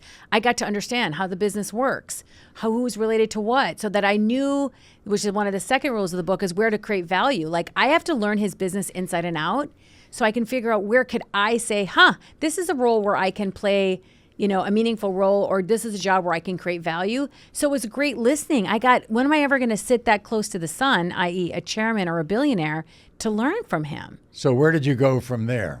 Well, I started as his assistant. I worked on the largest IPO in the history of Egypt, the largest acquisition in the history of Egypt, because he put me into jobs and put me into positions to win. I ended up as his business partner. I asked him, I said, I'd love to build a communications firm in the Middle East. Also something I wasn't qualified to do. Like, I'm not a CEO, I'm not an entrepreneur, but I just knew communications and storytelling, and I built that kind of expertise. And we opened Weber Shandwick in the Middle East. It's a global PR firm. We opened up 18 offices for them. I then went on to run communications and public policy for Google in the Middle East. I started the day the Arab Spring broke out in Egypt. Long story there. Then I went on to launch Netflix in the Middle East and served them for 5 years, worked in the office of the ruler of Dubai, and consulted for 3 undersecretaries of state for public diplomacy. Did you ever learn Arabic? I did learn Arabic. How long did it take? Probably like in my 3rd or 4th year, I felt comfortable, fluent, where people were like, oh, you have an accent. But now I speak fluently, and I can get along, and people don't know that I was born in Mankato, Minnesota. I've been to Egypt. You have? Yes. I know. I was in the company of the famed archaeologist Sahi Hawass, Hawass. I've seen. And I did a big special on us Yep. rediscovering a mummy Yes, I've seen it. on the Fox Network. Big primetime show. Yeah, he's legendary. He's still around. He is. Yeah, he's like our Crocodile Dundee, the famous hat, and any heads of state or anybody who goes to Egypt. Princess Diana famously was seen. Jimmy Carter, Obama, Right. all the celebrities who go get a tour by Dr. Zahi Hawass. I've seen your special. It's wonderful. And the best part about it was the next day in the big daily Egyptian paper, there's a picture of me. You. Inside. That was remarkable. It was great. It was terrific. Egypt is a magical and special place. It sure is. It is, coming from the U.S., I moved to Egypt. It's a third world country. Traffic is bad. Internet wasn't that stable. It's 100 million people live in Cairo. It's a far cry from the 30,000 people in Mankato, my Right. hometown. So it was a lot to get used to a big city, but it's got a pulse. It's got a fever. It's got a traffic. It's big. Yeah, and it's got an energy to Cairo it. is Yeah, that's huge. culturally, it's infectious. So, at what point did you end up being an intern at CBS? Yeah. So when I was I went to school, Mankato State Oh, University, right. and I got my master's in communications. And so in between, semesters, I took a job at CBS. My first day on the job was President Clinton at the time was coming to do a convention. The DNC was in Minneapolis. That was like one of my first stories I got assigned to. And back then, you're doing everything. You're carrying the camera. Sure. You're, One-man laying down band. audio. You're schlepping. Like, this isn't a glamorous, Right. anchor job. I'm like an intern who's schlepping everything. And I got my first story on camera that I got to do a story for, was a lotto fever had hit. And I was doing at the convenience store at a 7-Eleven, interviewing people about what they would do with the money if they won. It's a very funny clip. We'll have to share it with everyone. But that's where I fell in love with communications and storytelling. Being in that newsroom where something was coming in off the wire and we would have to figure out how to package it and broadcast it and tell it to the world. It's that infectious. excited me to no end. Yeah. That's when I learned the value of who's your audience, how to tell a story, how do we say it, if it's bad news, how do you say it in a way that's going to be, not put fear in the hearts of the audience, or if it's good news, do we lead with that? Just thinking through storytelling and audience development. I mean, this was like 1995, 1996. Right. This is back in the day. But I loved it. And I had a full circle moment. I was on with CBS News with Gil King and I Nate saw that. Burleson. Yeah. And they put up the clip of me working as an intern. I'm like, it's a full circle moment. I grew up watching Dan Rather every Sure. night, like our family dinner. We'd have dinner and watch the news. That was It is what we did. And one of my little girl was like, I want to be doing live stand-ups from the pyramids. Like, this is Maha reporting live from CBS News. Like, I was going to work for CBS. That was my goal. That was my whole thing. And so, And then you went to Egypt. and then I did go to Egypt. So, what was it like working at Google? I mean, and Netflix for that. I mean, those are, Big tech giants. juggernauts. Yeah, so I joined Google. I accepted the job to work at Google the day the Arab Spring broke out in the Middle East, and that was the day when they were having a lot of protests, and they overthrew the Egyptian president. And not knowing that the guy sitting next to me, the marketing manager of Google, was really part of that whole Facebook anonymous page. But Google's the kind of company that is exactly what you think of. It's everyone around you is smart, everything is fast paced. You are on the cutting edge of what's now and next in not just tech, but in people's lives. It was an enormous learning opportunity for me. I was working for them out of their Dubai office. So I'd go to the office like 8:30 or 9. By 5 or 6, London would be up, Europe would be up. And then by 6 to midnight, Mountain View, California. So you were working enormous hours. Like, the way they make it easy for you. So what's the Time zone difference is like 10 hours between 10 hours between Mountain View and Dubai. Yeah. So I was working some pretty long hours, like daily until like 11 o'clock midnight every day. I mean, their 9 a.m. is your 9 p.m. Yeah. So I was easily up until All midnight night. and working very long hours. But like, you're in a thrilling moment. I helped launch YouTube in the Middle East at the time. We launched Google Maps, which didn't have in Street View. Like, we were in a very unique period of time. This is 2010, 2011, 2013, where all these new products were being launched in the Middle East. And I think after the Arab Spring, there was a lot of interest in catalyst for change and internet freedom and economic freedom and how can we put businesses online. And it was an exciting time to be a startup or to be a coder. And it was the early rise of when, a lot of entrepreneurs became part of the regular vernacular in society. Okay, I want to get to the rules. Okay. We've started the first one. Yes. When you started as an office manager. Yes. Be a value creator. Yes. So you preach adding value Yep. before asking for anything. How do you do that? How does that become a core practice? So I think, it starts with a very simple question for me is how can I help? Like, when I meet somebody, Maury, I think about listening to what do they care about. It doesn't matter what I care about. I have to think, like, what do you care about? And so I listen. And then I try to figure out what's one thing I can pull or a string I can pull where I can bring value. Can I solve a problem for you? Can I introduce you to somebody that's meaningful to you? Can I send you something interesting that's helpful for your business? If you can find ways to create value for people, they're going to keep you around. And I find that a lot So of they should go to people and say, how can I help you. Yeah. And I talk a lot about a lot of the people I encounter, a client I want to get or someone I want to meet. I don't go in there asking for something. I'm like, okay, I got to figure out how I can add value to them without them asking for it. And then when they see my intentions, my delivery, my results, they're going to go, she's smart. I'm going to keep her around. She's being proactive. She's not asking for something in return. And she's trying to genuinely create value for me because it's good business or because it makes good sense. You also say the third rule. Yes. Don't be a waiter. So much time in our Waiter, lives. W-A-I-T-E-R. Yes. You're not being a waiter, Maury. You decided to create your own podcast. Yes. You could either wait for someone to come to me and say, hey, I'd like you to be on my network and be on my show. Or you can go create your own platform, your own brand, your own podcast. That is the essential. So a self-starter. Got to be a self-starter. Yeah, like a lot of people are waiting. I'm waiting for more money in the bank account. I'm waiting to lose 10 pounds. I'm waiting because I don't want people to judge me. I'm waiting for permission to do something. I'm waiting because I fear failure. I don't want people to think, well, who does she think she Fear is? of failure. It's fear of failure. It just rules too many people's lives. Yeah, and it's like a lot of people don't want to do something because they don't want people to wonder, like, well, what are they like? What are our friends going to say? Well, it's your life. It's your life. And it's okay to fail. Failure is not the opposite of success. Failure is part of success. The only things I learned in my life when I grew is when I failed. I've been fired from jobs. Yeah. So I've had setbacks. Yeah. And those things teach you. And like by the way, I tell everybody, it's not the act that you're afraid of.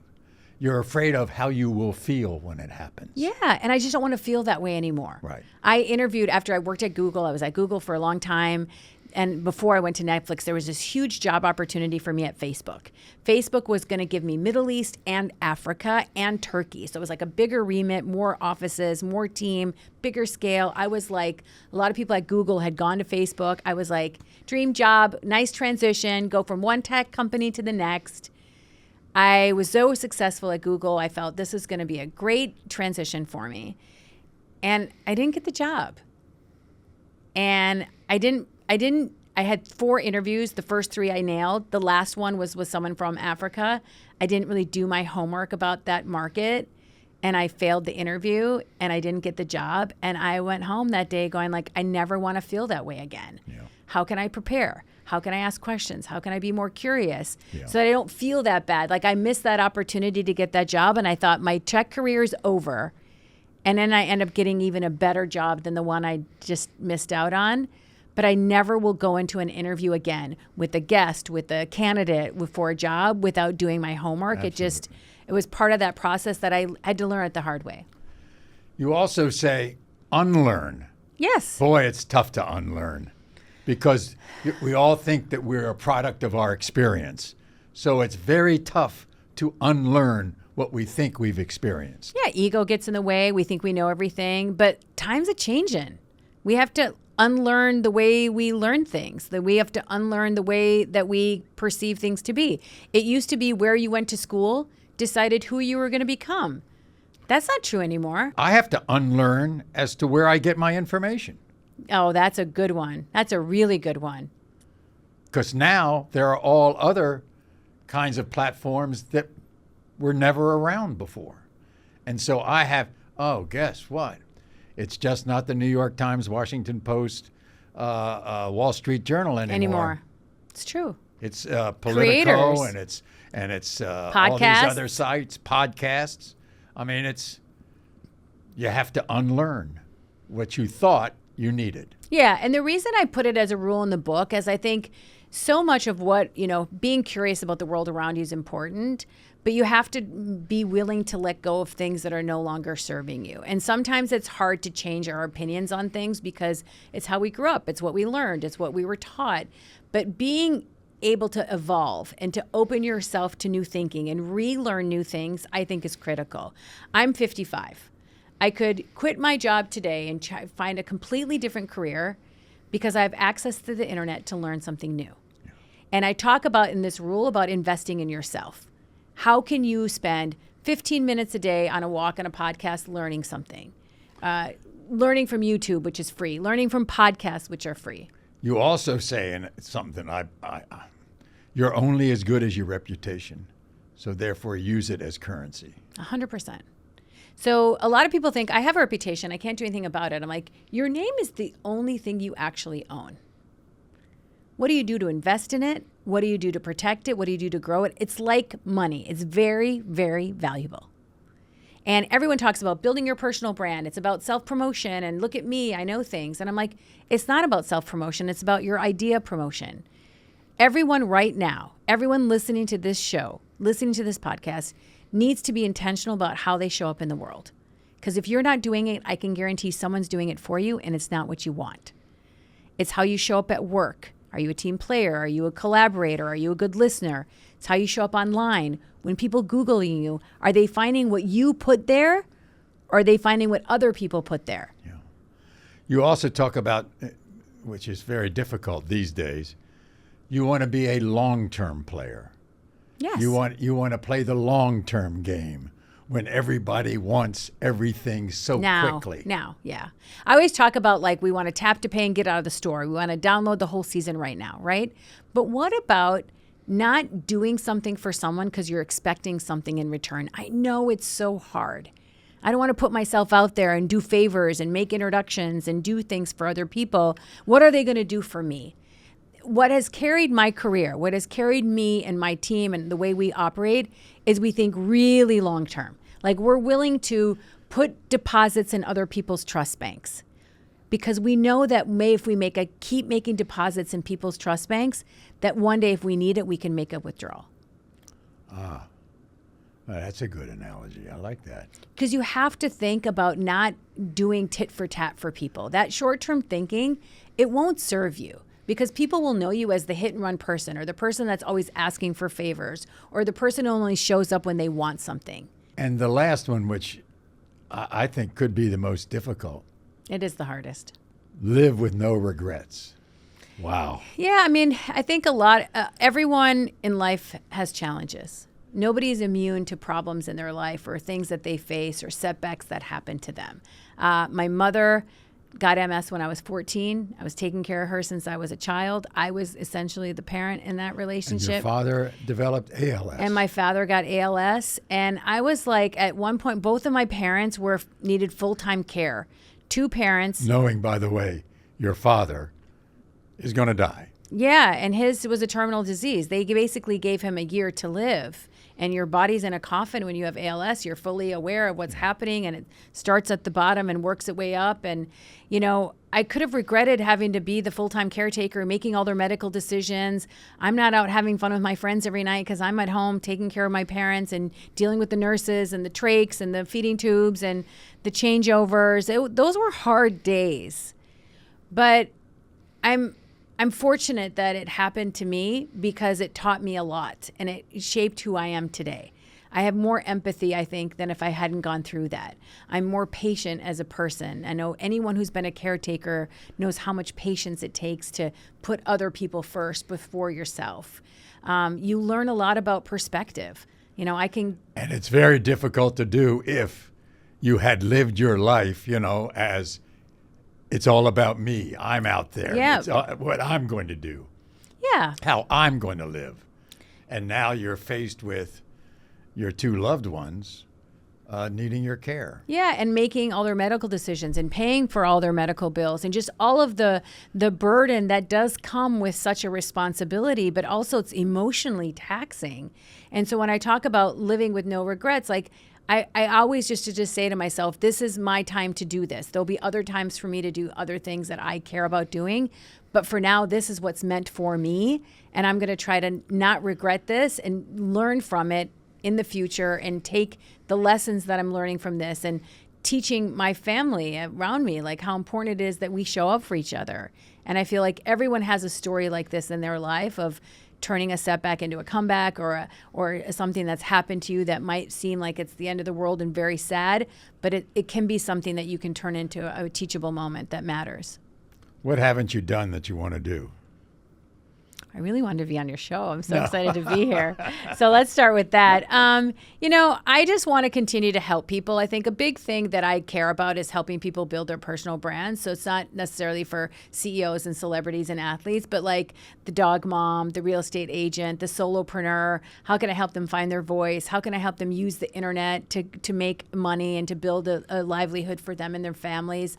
And I just feel like being good at storytelling can be really important, not because it just connects you with people, but you can build a livelihood from it. And that's the thing I'm passionate about, helping scale to as many people as possible. Right. Well, your story is remarkable. Thank you. And Maury. I thank you. So, and these 7 rules, I mean, they're spot on. And I think that I don't know the rules. I never knew the rules, but I do relate to a lot of them. It's really good. Thank you. that It's came. practical. Yeah. All right. So we're going to go to the 19th hole now. All right. Can't wait. All right. You're a tennis player. I am a tennis player, but we're going to golf. Yeah. But by the way, I will tell you this. I've played with a lot of athletes. Yep. There's one kind of sport that these athletes in tennis are able to go to golf easier than Seamlessly. many other sports. Better than football, better than basketball. Baseball is pretty good too, but tennis players, I mean, I've played with champion tennis players who just became addicted to golf, and they became very good. Okay, so there's hope for me. I can. Yeah. I've And played putting. around. I've played around before, Yeah, but okay. I'm not good. So I'm we'll not, go to the putting green. We'll go to the putting 19th green, and you can ask me a question. that or I'm- 2 or 3. I've been dying to ask you some Well, questions. I don't know if I'll be honest, but we'll see. Welcome back, everybody, to On Par with Maury Povich. Now, we dive into stories behind the people who are shaping culture and business and everything in between. So today, look, I am really thrilled to sit down with a true entrepreneurial force. Her name is Pinky Cole. Now, you might know Pinky as the founder of Slutty Vegan, the restaurant chain, the plant-based empire that's kind of changing the way people think about food. But what you might not know, well, you don't know this at all, I'm going to tell you. Pinky was a producer on The Maury Show.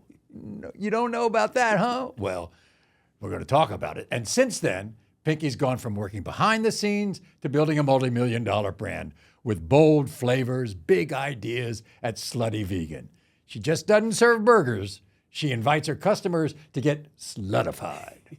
Now, it's not what you think. Come on, get your mind out of the gutter. She's made plant-based dining fun, exciting, unapologetically bold. And her journey is nothing short of extraordinary. I mean, you won't believe her life story. I can't wait to dig in. Okay, now, before I even talk to you, and by the way, it's great to see you. It is great to see Yeah, you. but you didn't have that hair when you worked with me. I didn't, and I always dreamt of sitting on the couch just not to get a DNA test. We're going to get into that a little bit later. But first of all, I want everybody to know, I got to read through the list of accolades here, okay? You're named to the Restaurant Hospitality's 2021 Power List. Mm-hmm. You're included in the Forbes Next 1000 list, recognized in Entrepreneur Magazine's Top 100 Powerful Women in Business, featured in LA Wire's Influential Women of 2020, honored in Atlanta Business Chronicles 40 Under 40 list, named one of PETA's. PETA? Yes. Yeah, I guess so, vegan. 2021 Most Beautiful Vegan Celebrities. You're the recipient of the Ebony Power 100 Business Disruptors list. And most recently, Time Magazine 2023, recognizing you the next 100 top list of individuals with significant influence on American culture. Yeah.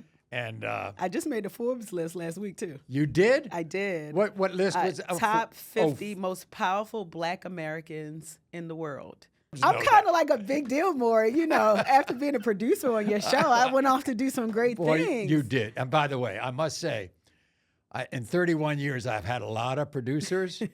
You might be the most successful one. Well, listen, it takes a lot of hard work, and I would say that you have been one of my biggest inspirations. No. Yes. You know why? Because when I created my company, I merged sex and food. We all need sex and we all like food. And you got the sex part from my I show? got the sex part from your show. No, what I really got is I know what people want to see. I know what's going to make them change the channel. I know what's going to make them tune in. And you helped me learn that. So I have instilled that into my business, and it won. Wow. Yeah. Stop giving away the secrets of my Okay. show, okay? You know, Stop I got that. All right. I want to get in. I want to get into the real Pinky Cole. Yes. The day, everybody remembers their birthday. Yeah.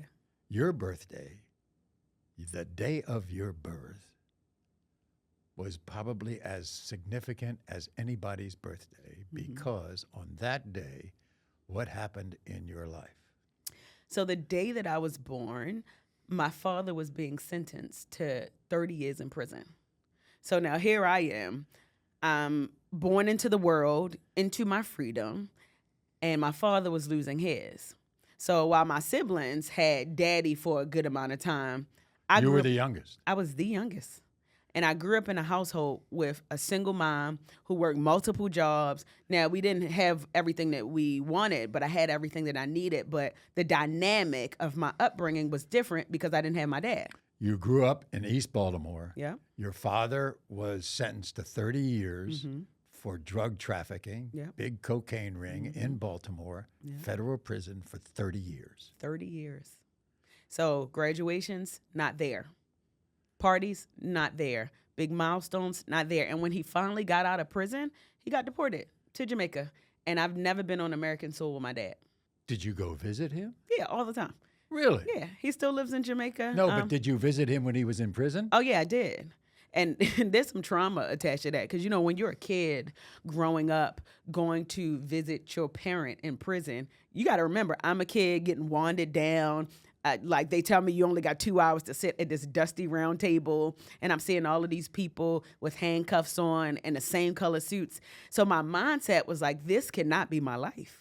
Like, I got to do something bigger and better than this. And I think I need, before we turned on the cameras, what we talked about is like, you got to fail up. So that was an example of like failing up. Even though it wasn't me behind bars, mentally, I could have stayed there, and I didn't. But you also say that your father was a great person to give you advice. Absolutely, he was and still is.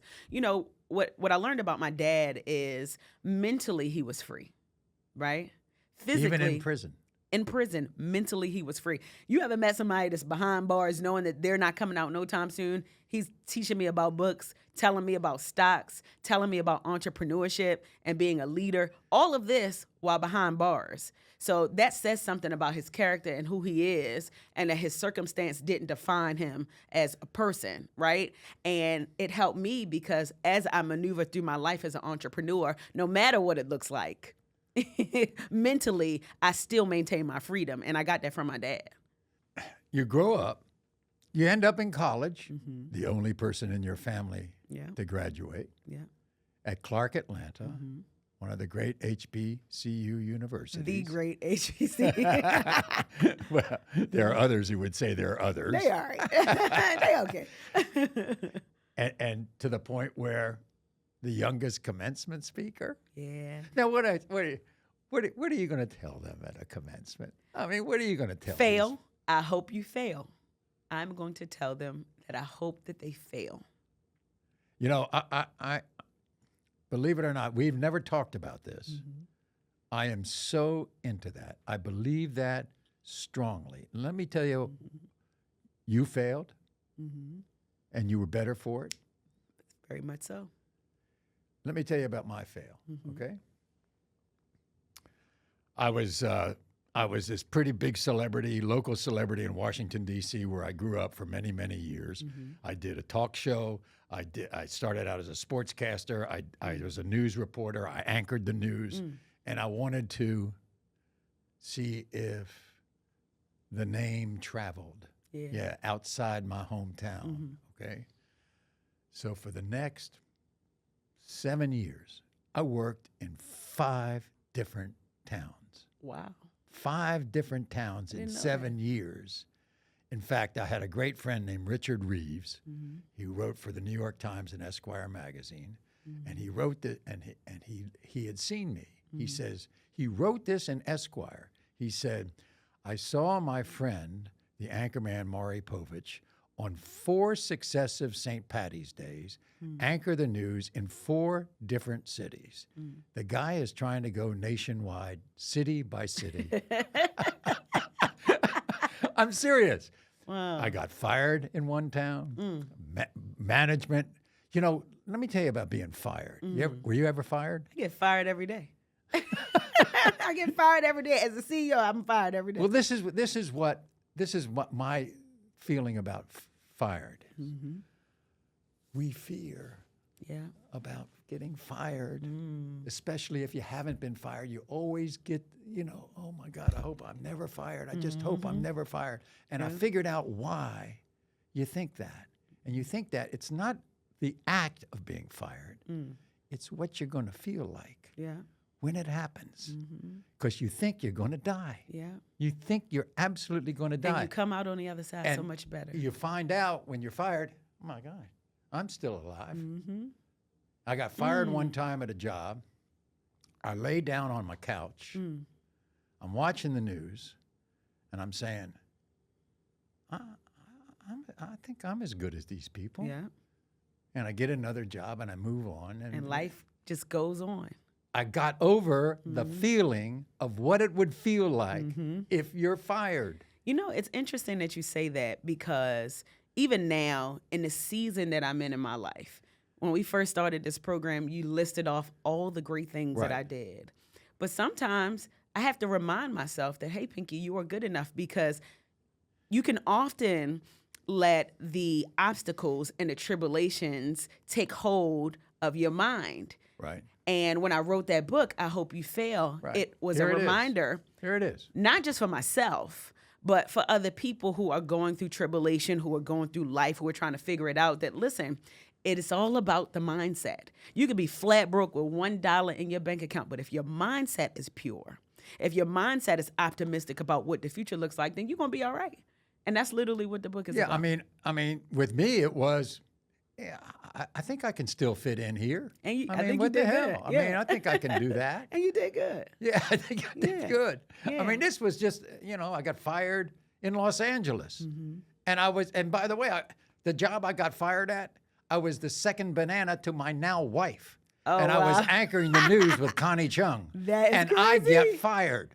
Wow. I get I fired. don't think people knew that about you. Well, they know it now. Wow. That's amazing. I mean, I lasted about 9 months. It was one of these things where. You wouldn't have met your wife if it wasn't for. No, I knew her earlier, but we didn't. But you wouldn't have married her, probably. You probably wouldn't have connected her in There's that way. no chance. Yeah. So what happened was, she was a big star in L.A., and I was having a rough time working in Chicago. And I had problems with management, and we disagreed. So I left, and I got a job as a second banana to her in Los Angeles. And unfortunately, the general manager who hired me got fired. Oh, wow. So it was one of those last hired, first fired deals when And they the were new ready to kick GM you comes out. in. Yeah. But I think that you turned out all right, because you Well, yeah. created one of the best shows of all time. But let me tell you what else about this. Let me tell you why I'm so screwed up. Let me tell you. I mean, serious, Pinky. Let me tell you. This is about you, and I'm talking about myself. No, Well, but this is what good. What the hell? It's no, my no. podcast. This is good. You know why? Because nobody ever sees the other side of you. Okay. Like, we want to see you, and I love this. So as I went on, and I had all these bad experiences, I had a list. I had a list of the guys who really did me wrong. Oh, I got that list here, boy. Yeah, but here, I got that. I got that list. You got a list. Oh, I too. got a list. I got like 10 a on my list. There are about 5 guys on this list, okay? Yeah. But here's the problem with me. I just hope I want revenge. I hope they just get.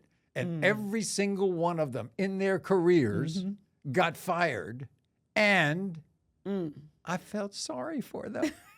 Isn't that the worst? No, it's not the worst. Because that just means that you're a good person, but I don't feel sorry for the people on my list. you Not yet. still want to get the. But you know what it is for me? Success is my revenge. I don't want anything bad to happen to them. wonder. Sure. But success, it makes me work harder. I have so many people that have doubted me, that have counted me out, that didn't think that I could do it. So now it put a battery on my back to keep going, so that when I win, I could say, hey, that is my revenge. I got you. Let's talk about that, because when you're working on my show at the time, Nobody. I didn't know. You had your own restaurant. Yeah, I did. You had your own Jamaican restaurant. I did. In where? Brooklyn? In Harlem. In Harlem. And guess what? Burns up. Burns down. Yeah. You know, that was probably one of the most eye-opening experiences for me.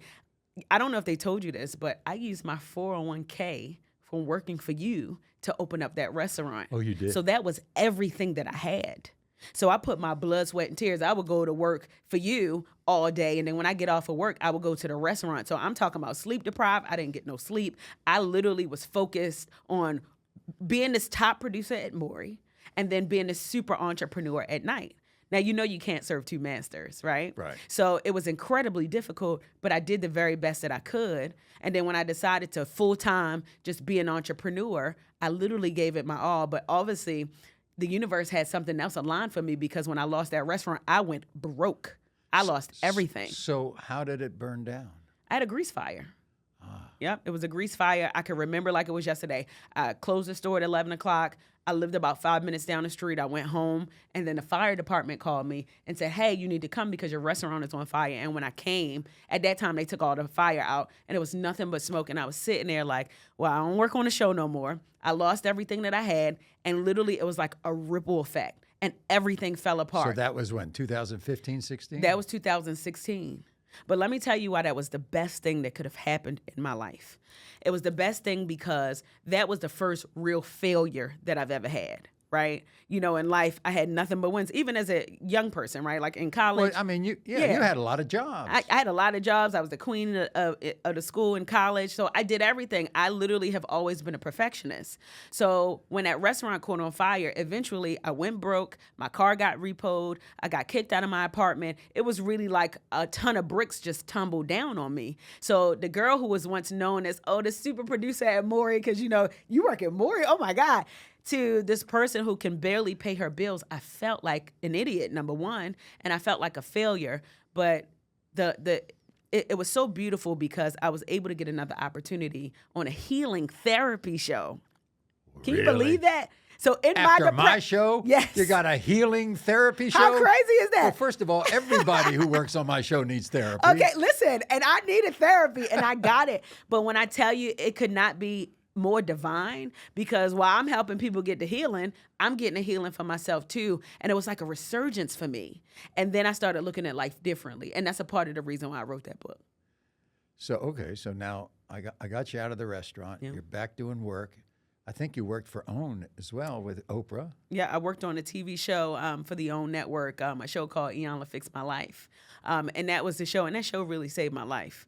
You know, because I was depressed, I was sad, I felt like I had no purpose, and I was on that show for about 2 years. And I'm gonna tell you something funny. They asked me to go to Atlanta to work in Atlanta on the show because you know how I go with the guests. They wanted me to be on the ground, and I was on the ground in my 2-bedroom apartment, and Maury, I was smoking weed. And I'm not a weed smoker. And well, why were you? Because the person I was with at the time, I'm like, let me he was try it. smoking. Right. So anyway, so I tried it, and literally I went on cloud 9, and I'm like, slutty vegan. That's when you thought about That it? is what, I don't know what strain On that weed. was. On weed. You sound like on crack cocaine. No, it was on weed, yes. By the way, did you know that my wife has a strain of weed named after her? No, does she? Yeah, the Connie Chung weed. Have you tried it? Is it good? Is it good? Look, I need to try it after the show. No, I didn't know that, but that's actually kind of cool. Said it was low maintenance. Oh, that was kind of cool. It's So that was, it's not like the namesake, that's for sure. that's like an indica. Anyway, yeah. this is because this was the revelation. This was the revelation, And you the phrase "slutty vegan" came to you. slutty vegan came to me. Had you been a vegan? Yeah, I was vegan. I hadn't eaten meat. Oh, that's right. I Yeah. forgot. Your mother is Rastafarian. Yep, she is. So you kind of grew up in that. So I always had a healthy, conscious lifestyle. So when I was in that 2-bedroom apartment, I'm like, all right, I'm tired of eating a side salad and fries. Like, I want some like food on a late night in Atlanta. And when I came up with the concept, I called my friends, and it was like, yes, girl, you need to do it. That's a great idea. And I started moving and shaking on the idea. Mind you, I did not grow up eating burgers and fries. I grew up eating like sardines and beans and lentils. Like I'm a lentil girly. Well, And that's supposed to be the healthiest food there is. it is the healthiest food there is, but that was my mother's lifestyle. So when I started the concept, this is how I know when you are walking in alignment, everything will work itself out for you, because I didn't know what the hell I was doing. What the hell is alignment? Alignment is, okay, so two parallel lines, Yeah. they look identical, right? They're in alignment. If one line is like this and one line is like that, it's not in alignment. Alignment is when two things collide for the greater good. And everything that I did with this business collided for the greater good. And it created a shared kitchen concept that eventually became a food truck that evolved into brick and mortars. And now here it is. I have a $100 million brand that people know and recognize and love. And it's nationally known, and I don't even have stores in every city. That is what alignment is. So that's when you decided to combine sex and vegan, Yes. Sex and vegan. slutty vegan. Slutty vegan. Because Like- listen, I told people that if I can meet you where you are, one thing that you've always done a great job on the Maury Show is you've been able to meet people where they were. It don't matter if you white, if you black, blue, yellow, I don't care, rich, poor, whatever. When you come on this show, Yeah. I'm going to treat you the same. I'm going to meet you where you are. We're going to have healthy, fun conversation. And that's what I wanted to create in my business. And I talk a lot about you in all of my interviews because I literally got that from you. And I've been able to raise people's consciousness by way of the most raunchy, sexy idea that sex can be fun and eating food can be fun too. And it worked. So Yeah. you've gotten in a lot of trouble down there in Atlanta. First of all, we have to understand you used to give free food to all the firemen, all the cops, Oh, you did your research. a lot of city workers. You believed to give them food because they were giving back to the community. Yeah. And then there was a very bad incident in Atlanta in which a black guy was killed by the cops. And you decided that you were not going to give free food to the police officers anymore. You are a real journalist because nobody has asked me that in a very long time. And you got in a lot of trouble I did. because everybody in town said you were anti-cop. Yeah. They did. What did it do to your business? Made it better. Why? Because let me tell you the power of cultural capital. I think you have cultural capital too.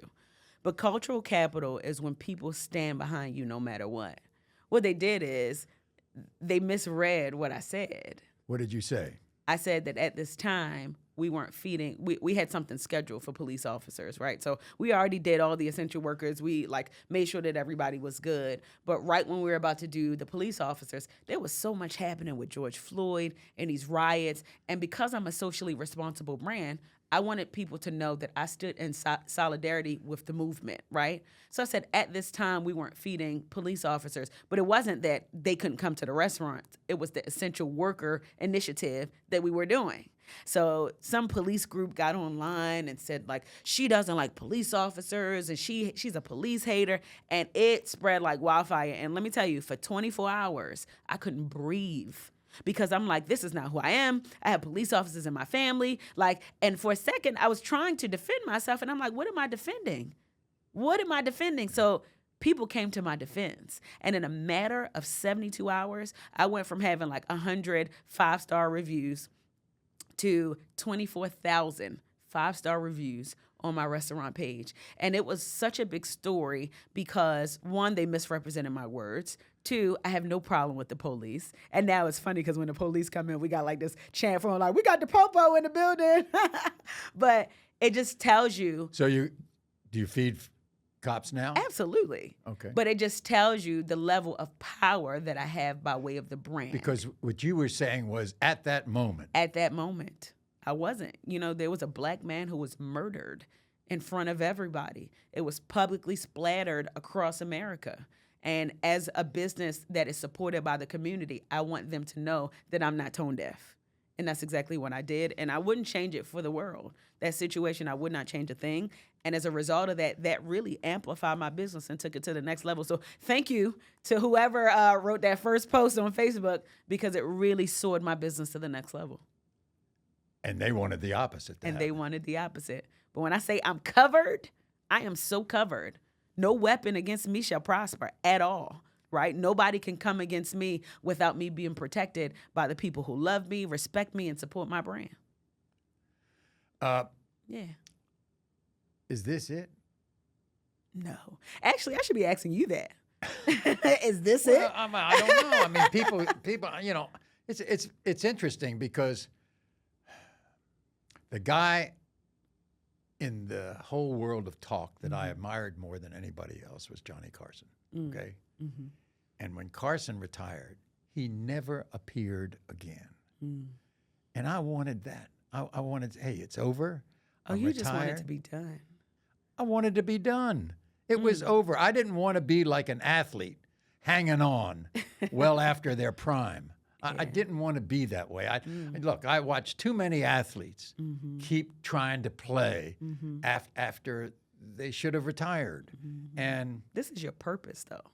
Like, this is purpose they're work. talking me into this. This is purpose work for you, though, Maury. There's a difference between showing up and going to work. Like, what you do it naturally. How you show up, your existence. You are a natural journalist. The fact that you dug deep and found that situation about me and the police, this is the work that you admire. So you can't just stop that and like, okay, I'm gonna stop. What, you gonna go to the grocery store and like? How can you ignore it? I mean, it's a significant moment in your life. Yeah, but that I'm not gonna. But that makes I'm you not who gonna- you are.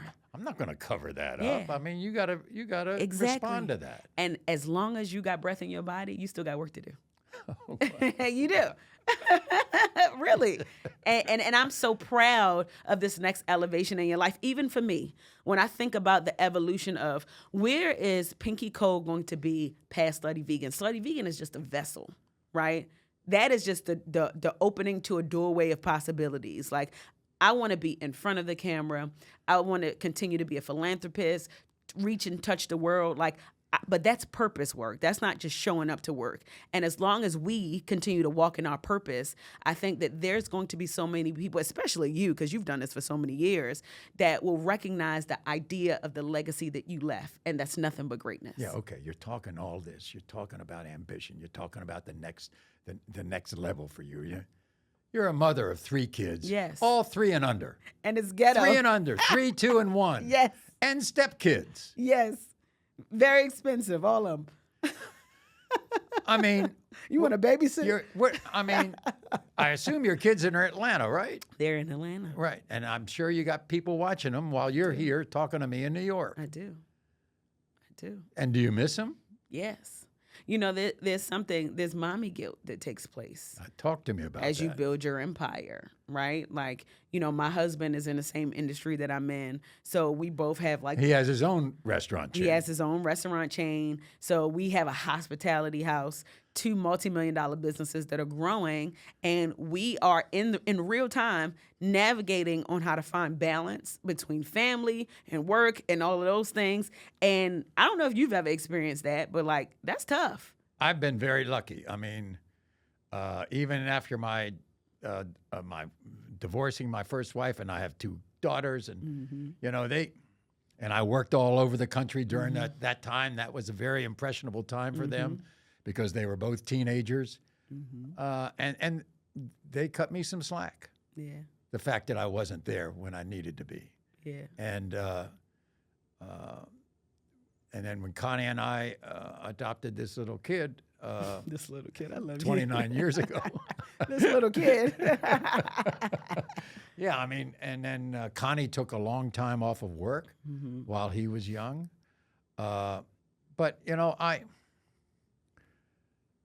it's very interesting. I don't see how mothers handle it.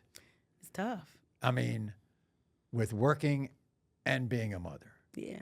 So the resources are there. Especially when you're, I mean, Yeah, it's the most guilt. guys think that, you know, when kids are young, it's mommy's deal to raise them. It's mommy who's going to raise them. You know, So can you imagine being a CEO, being a wife, and being mommy? I have the resources. I got the help, but, you know, there's some days where that guilt kick in. So that's why I'm like, what's what's the guilt? how does that manifest itself?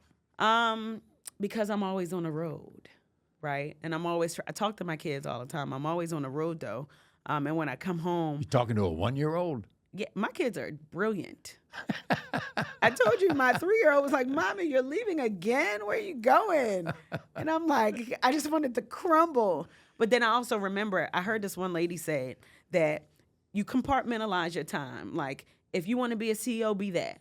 But when you're with your children, be that and give them the Can undivided. you do that? I can. I started Oh, practicing come on. that. I bet you're on the phone No, all no, the no, time. no. I started practicing that and it worked. Even if it's 30 minutes, right? I didn't say it's all day, but even if it's 30 minutes, I give them my undivided attention because they deserve that from me. And when it's time for me to work, I give work my undivided attention. And I don't feel guilty about that part. And this is new, so I'm still navigating through it. So far, so good.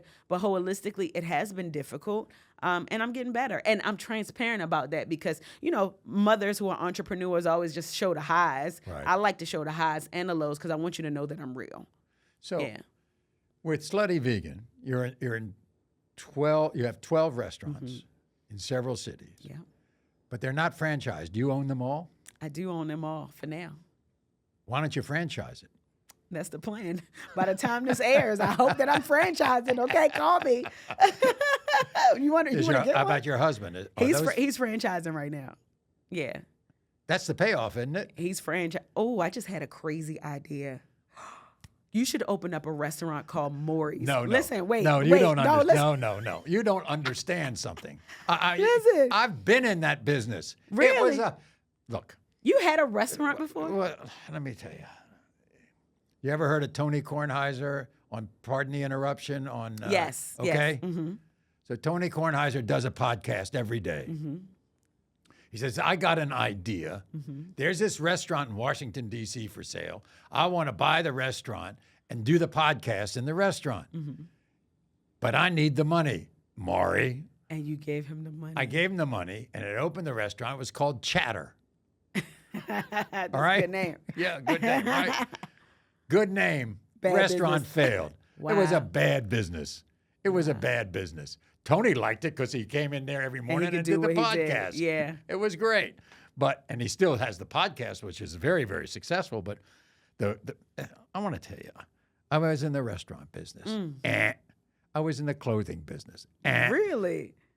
I'm in the newspaper business. It ain't making any money. Newspapers. Everybody's getting wow. out of newspaper. I own a newspaper would've in Montana. thought? All right.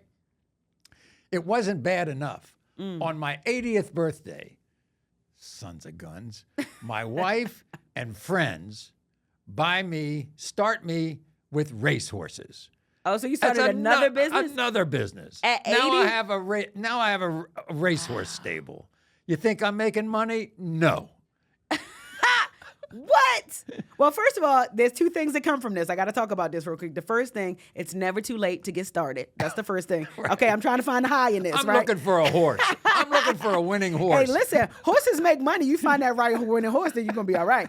But it's never too late to get started. That's the first thing. And the second thing, it sounds like you got disposable income to invest in Slutty Vegan. So that's a whole... Oh, is that right? Oh, That's a you're whole trying to- nother You're trying to conversation. get me to buy a franchise. Yes. Is that it? Yeah, a couple of 'em. I get it. I know the got Maury it. dollars is long, Oh, no. Maury.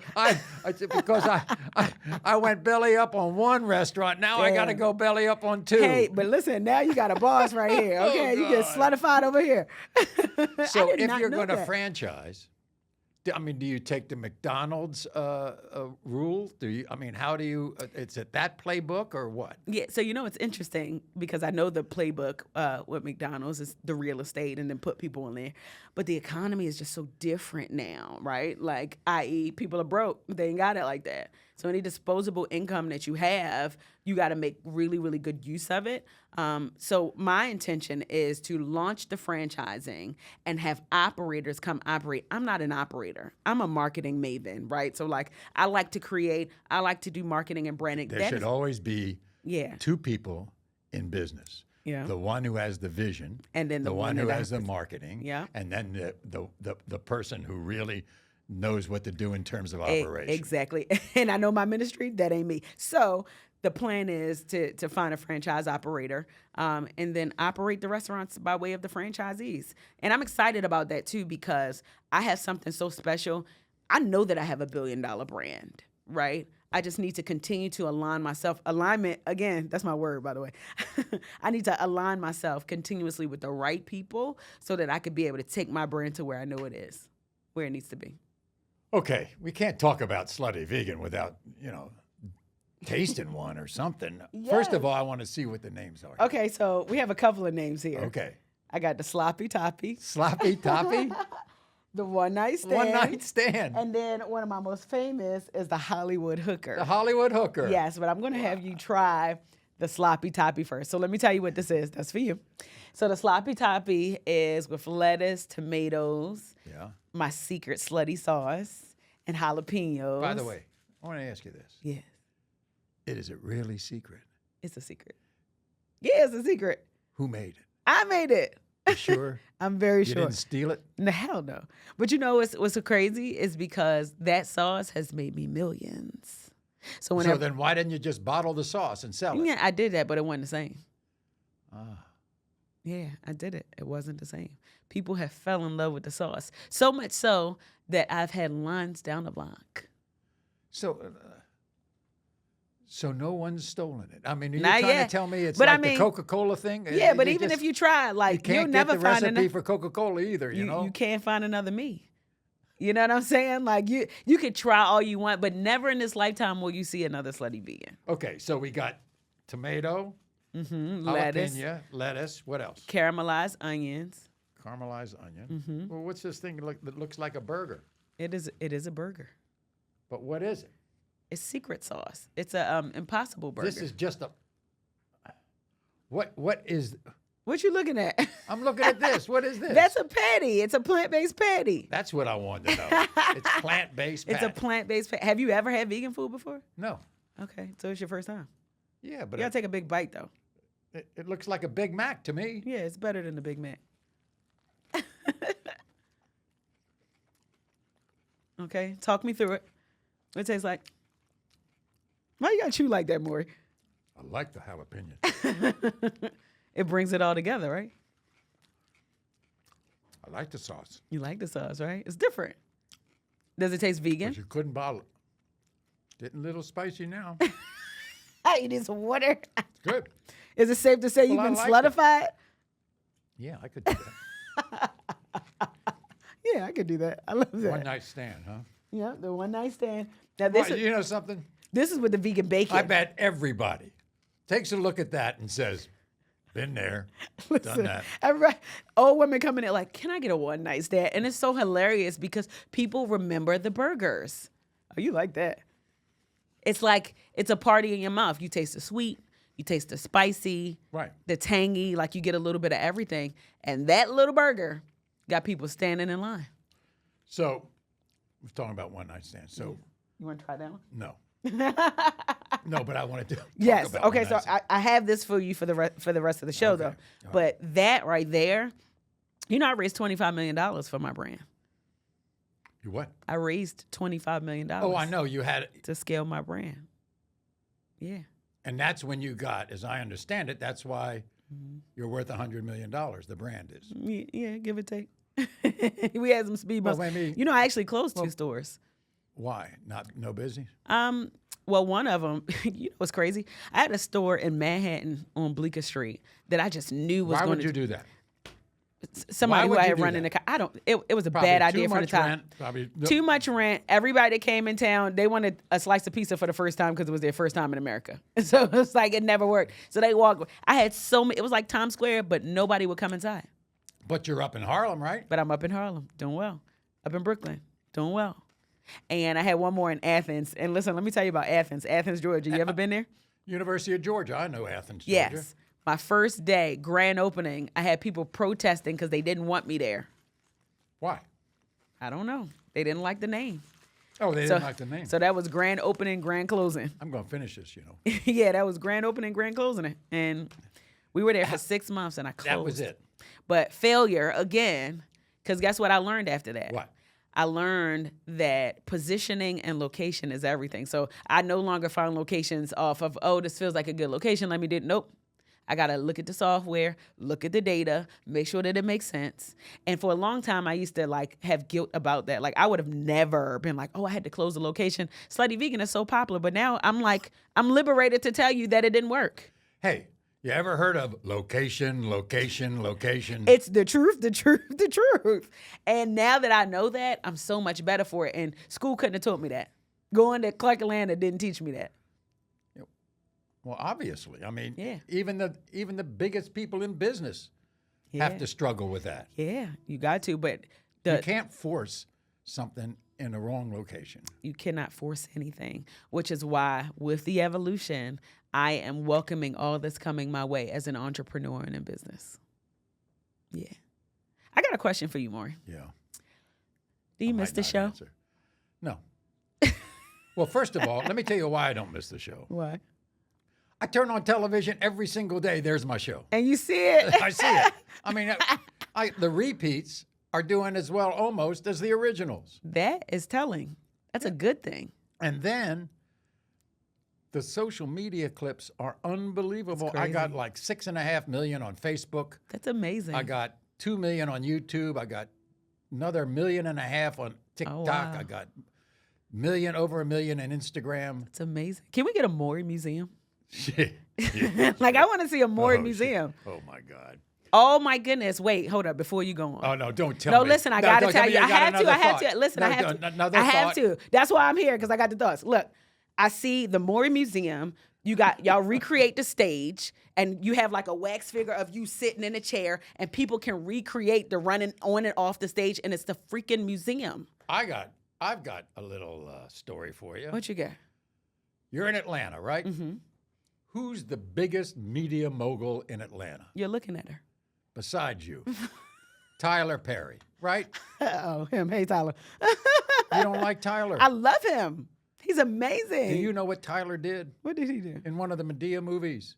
Oh, he did you. He did me. He did. I went down there to that remember studio that. in Atlanta. In Atlanta. Yes. By the way, his studio is big as any Hollywood studio, and it's in Atlanta. I think he got one of these big old hangars from Delta or something, way out there near the airport. Yes, he does. I go down there. He recreated my did. studio. It was amazing. I mean, to the T. He did good. To the T. He did And good. he watched my shows because he's playing Medea, Mm-hmm. who finds out the wrong guy is the Yes, father I of the saw kid. that. She runs off the stage, falls on the couch, does everything that And it was everybody amazing. It was amazing. So can you imagine a museum in Vegas? Museum. Put it in Vegas. Wax museum. Oh boy, just put Maury The in Maury wax. Museum is That's amazing. all I need. I'd be the first person in line. But I'm proud of you, though. You did really, really good. I'm proud of you more than anything. Thank you. I love the fact that you're so successful and the fact that you enjoyed your time on the show. Yes. I'm just so proud of what you've done. Thank you. You made me a better leader because of how you show up in the world. And even in this moment, how you show up still is just a testament of who you are as a journalist, as a father, as a husband, and an individual. And I'm so glad to be connected to you. Well, you're so sweet. Thank Thanks you. so much for coming on. I'm so happy to be here with you. The one and only Pinky.